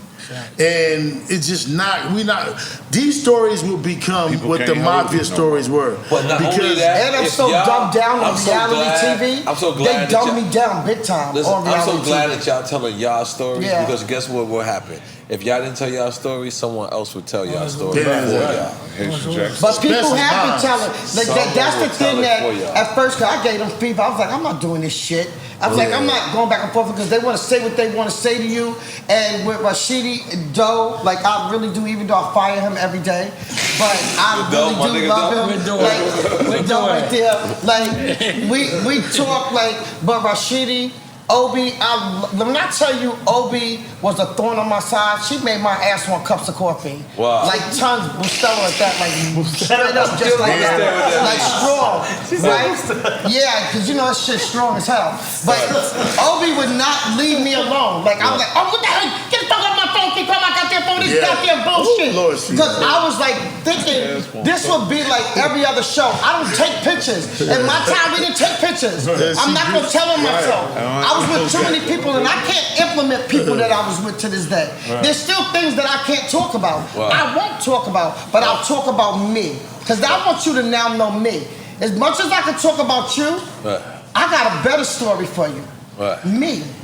And I said, Walker said, Ma, you need to stop sitting back, Ma. You don't say nothing. You don't never say nothing. I ain't got nothing to say, I ain't gonna say nothing. Some people, it's kind of not good. Some shit won't come out right. You know what I'm saying? It's like, no, I might be like you, Trey. Like, some things just won't come out right. And it is like, this, I'm telling y'all, it don't matter to me what anybody say. This was therapy for me. I needed this. I had so much anger inside of me. I had so much blockage, so much depression. When you said, even like about Nicki, I associated losing her with death. Like literally, like death. That shit hurt me so bad. I told every one of them, Even if you don't want to be with me, or if it comes that time that we're not together, go. I don't give a fuck about this business. I'm gonna make money. If I roll up and down the street with a shopping cart with some goddamn collect bottles and cans, I'm gonna make some money. You ain't never gonna stop me from getting that. You understand what I'm saying? But I can't replace you as an individual. So when you love and you put that much in, sweet shit but right that's some real shit. No, it's real. That's some sweet shit. When you put that much into a person, you put that much in. I cried with them. We went through a lot of shit. I'd have nothing, and they left me with nothing. And that's just real shit. They owed me. I got nothing out of nothing. But you want to know something? Let's be real. I'm not gonna blame that on them. Because if you don't ask for nothing, you ain't gonna get nothing. I can't expect you to give me something I never asked for. I said I'd help you. I didn't say you have to give me this. I said I would help you. So that's what I put that in. That's why I ain't really mad about that. French is another thing. I told him I was gonna get him. You were different, my nigga, because I knew you was gonna cross me. I knew that. But other people in a million years, nobody ever told me Gucci would cross me. In a million years, nobody ever told me. Even though everybody said he's who he is, I was just with him the longest. He stayed there the longest. I would have never did that. I knew that in Juice, I did a disservice to him. And I'll say that. I neglected OJ. I neglected OJ because Gucci stayed in so much shit. Gucci had me wrapped around his finger. Like I stayed doing stuff. But also that was a part of me that I love. That was the nurturing part of me taking care of my babies. All of them are my babies, they're still my babies. You understand what I'm saying? It's like no matter what. And it is what it is. I don't care about all the rest of that stuff. You could always make money, but you can't replace people. And that for me means something. Even when I was in the streets, I had to do something to somebody. I'm still doing something. Oh God, just clean the blood, get the shit up off of them. Try to do something. You still try to nurture them, give them love. You know, you still try to. That's just who I am. You know, and I love hard. So when you cross me, it's something different. It's just that they never been introduced to her, and that's the blessing. Well, we gotta wrap it up, right? So let's just make sure everybody say something. Say something. Let's start with you, Trip. Say what's next besides FX? I'm telling people FX. This shit. What is it called? Hip hop. I forgot even the name. It's so good. I didn't even care for the name. Hip hop uncovered. Okay. They name it so many other names though. Hip hop, whatever. Untold, all kind of stuff. Say some shit before you go about it. It's Hip Hop Uncovered. I'm having a ball doing all the press with it. I have a movie I wrote and directed and produced called The Last 24. So my manager. Before we get out there, because I put you in the movie. I plugged you in that movie, the Detroit movie. Let's keep it real. Which goddamn lie. I plugged you in that movie. Remember, I called you. You can't have the idea. I met the director. Going to meet the director about some music.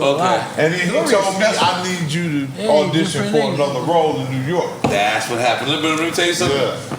This is what happened. I'm doing the movie in Detroit. I got they told me I got goons with me. These goons is actors. And I called you up. You know what I mean? I called you up. I said, listen, I got the most corniest dudes playing actors and with I me. sent you Big Bossy. And you sent me the homies. I was like, now I'm ready to do wrong. And then I rolled. And the next time I seen the movie, you was the star. I said, yo, this is legend. So I took your moment of shine. I'm so sorry. So let's say one last thing before we talk to the people and get up out of here. Tell them what you got going on. Tell them. My movie, The Last 24. I'm doing the 5 films with my siblings. We had a film company, and I decided to go in my studio and do another goddamn album called 11. When that coming out? When I get finished. All right, I'll be finished soon. Cool. All right. What you got going on? Tell the people. Okay, so you know I'm an EP of Growing Up in Hip Hop. Really? From Miami? No, Growing Up Hip Hop Atlanta. All right, cool. EP of Meet the Flockers. Oh. Okay, so Thursday nights now, Growing Up Hip Hop, 10 p.m. WeTV. WeTV, and where's Flockers at? WeTV. WeTV They're not out yet. They come behind this show. Okay. Then they'll come out. Right there, getting that money right there. You can't stop getting money. Yeah, so that's going on. I have my radio station, B100. Oh! Yeah, it's coming back, so I'm bringing B100 back in there. I have some other stuff hopefully coming through with my new team, but they fired every day. Okay. Come on. I got a radio show too. Shade But I have a station. Oh, really? I have an actual station. Okay. Yeah. And the distribution company, Tag Distro, is the distribution company. Okay, also. okay. But You B100 take his job. Yeah, I see you. All right, let's go, man. Hold on, what's the name Tag stand for? The Antney Group, bro. Tell them. Yeah, it's the Antney Group. Oh, plus not that, but we have Premise, which is a cognac. That's right, it's a cognac. It's a cognac. And it's not somebody else's. It is Tag again, the Antney Group. Woo! Yeah, it was the family. Yeah, Walker brought that. That's right. Walker brought that. So we have to talk about Tag also. I'm gonna talk about my boy 50. All right. I like this bottle. It's a little weird. As you can see, he's lit. Because you're a cream team guy. I got cannabis. No. It's going to it. It's going to it. All right. That's why I said there need to be something about these beat things that need to be cleared up. Because see what you just brought up? That's still problems out there now. And that's how we have to get this shit straight. We have to stop the rumors and stop the stuff that's going on. Because these little minions is running around thinking that they can handle somebody's shit. Did you call them minions? They're little minions. Okay? That they think they can handle other people's shit and get in when that's the major leagues. You're not even ready for it. You see this shit right here? That's big up 50 though. Big up 50. That's big up. Like he from my hood. Like I watched him grow up. Right. So me as you know, and we can go into it. Supreme was in prison. Right. He was home. Right. Like I'm not gonna. My man Just bought his first gloves. Right. I'm not gonna disrespect this man. Right. Respect to 50. That's what's up. 50, you know what I'm saying? I'm not gonna do that. Right. At all. You know what I'm saying? Real But shit. me personally, I had a clothing line called Wolf and Sheep Clothing. Wolf and sheep clothing. Let's make some noise for that, bro. Wolf and sheep clothing. Like you gotta be a wolf, nigga. Right, You yeah. can wear this shit. Right. If you're a sheep, Right. you feel me? You gotta be a wolf. You know what I mean? But we gonna go on. And we're gonna put some AA over here too. No, we got him. This is Listen, This is by the Drink way, Champ everybody is live. coming for their own solo. For their own solo. Oh, yeah, everybody. You gotta. I blame N.O.R.E for this shit. No. I ain't put drinking this bullshit. No, you're supposed to get drunk with me. This is what you're supposed to do. Right. No, right. But everybody can come for their own solo. But Big U, come on. We talking about. We got the check in. Well, no. The check in podcast. Yeah, we got the checking in podcast coming out. That's right. Me, Doe, and EFN producer. What else you got going on? So we got the checking in podcast. Of course, you know. I got a couple of different movie projects I'm trying to get producers, so I'm looking for funding to get those projects off the ground. And then we got a clothing line, which you already know, Unique Clothing. Right. With me, it's just a lot of movie projects, man. It's like Every I'm time we managing. see this Crenshaw logo, do we assume that's you?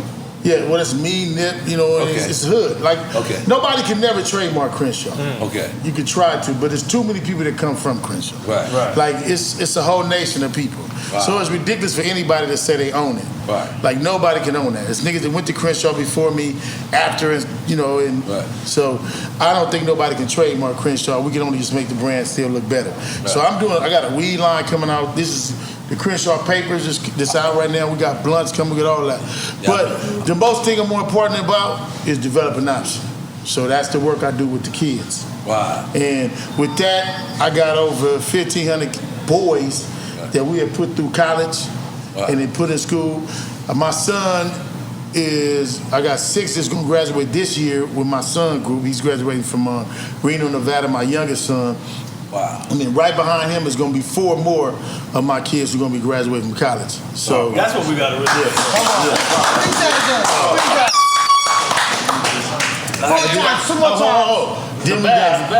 We got I'm taking my bag. You know, spray ground bags. You got a double bag. We got the spray ground bags. Look at that. I know, Mom. So look, but the distribution company, Unique Distribution, is for people to go and proud music. I'm not really trying to sign artists no more. Just really give artists a platform to put their music out. So we already had that, but like I say, the distribution company. But look, that's for y'all, man. Pass that around. Goddamn, yeah. And look for the Antney movie coming out. You know, the family Antney. You know what I'm saying? Yeah. Get that done. You are really fine. N.O.R.E got 2 goddamn bags. Yeah. You fine. I ain't give nobody nothing, brother. I just handed to this man. Just don't take my bag. 2 damn bags. Look. Look. Oh, this is really over. You gotta take that as a souvenir. You gotta take it.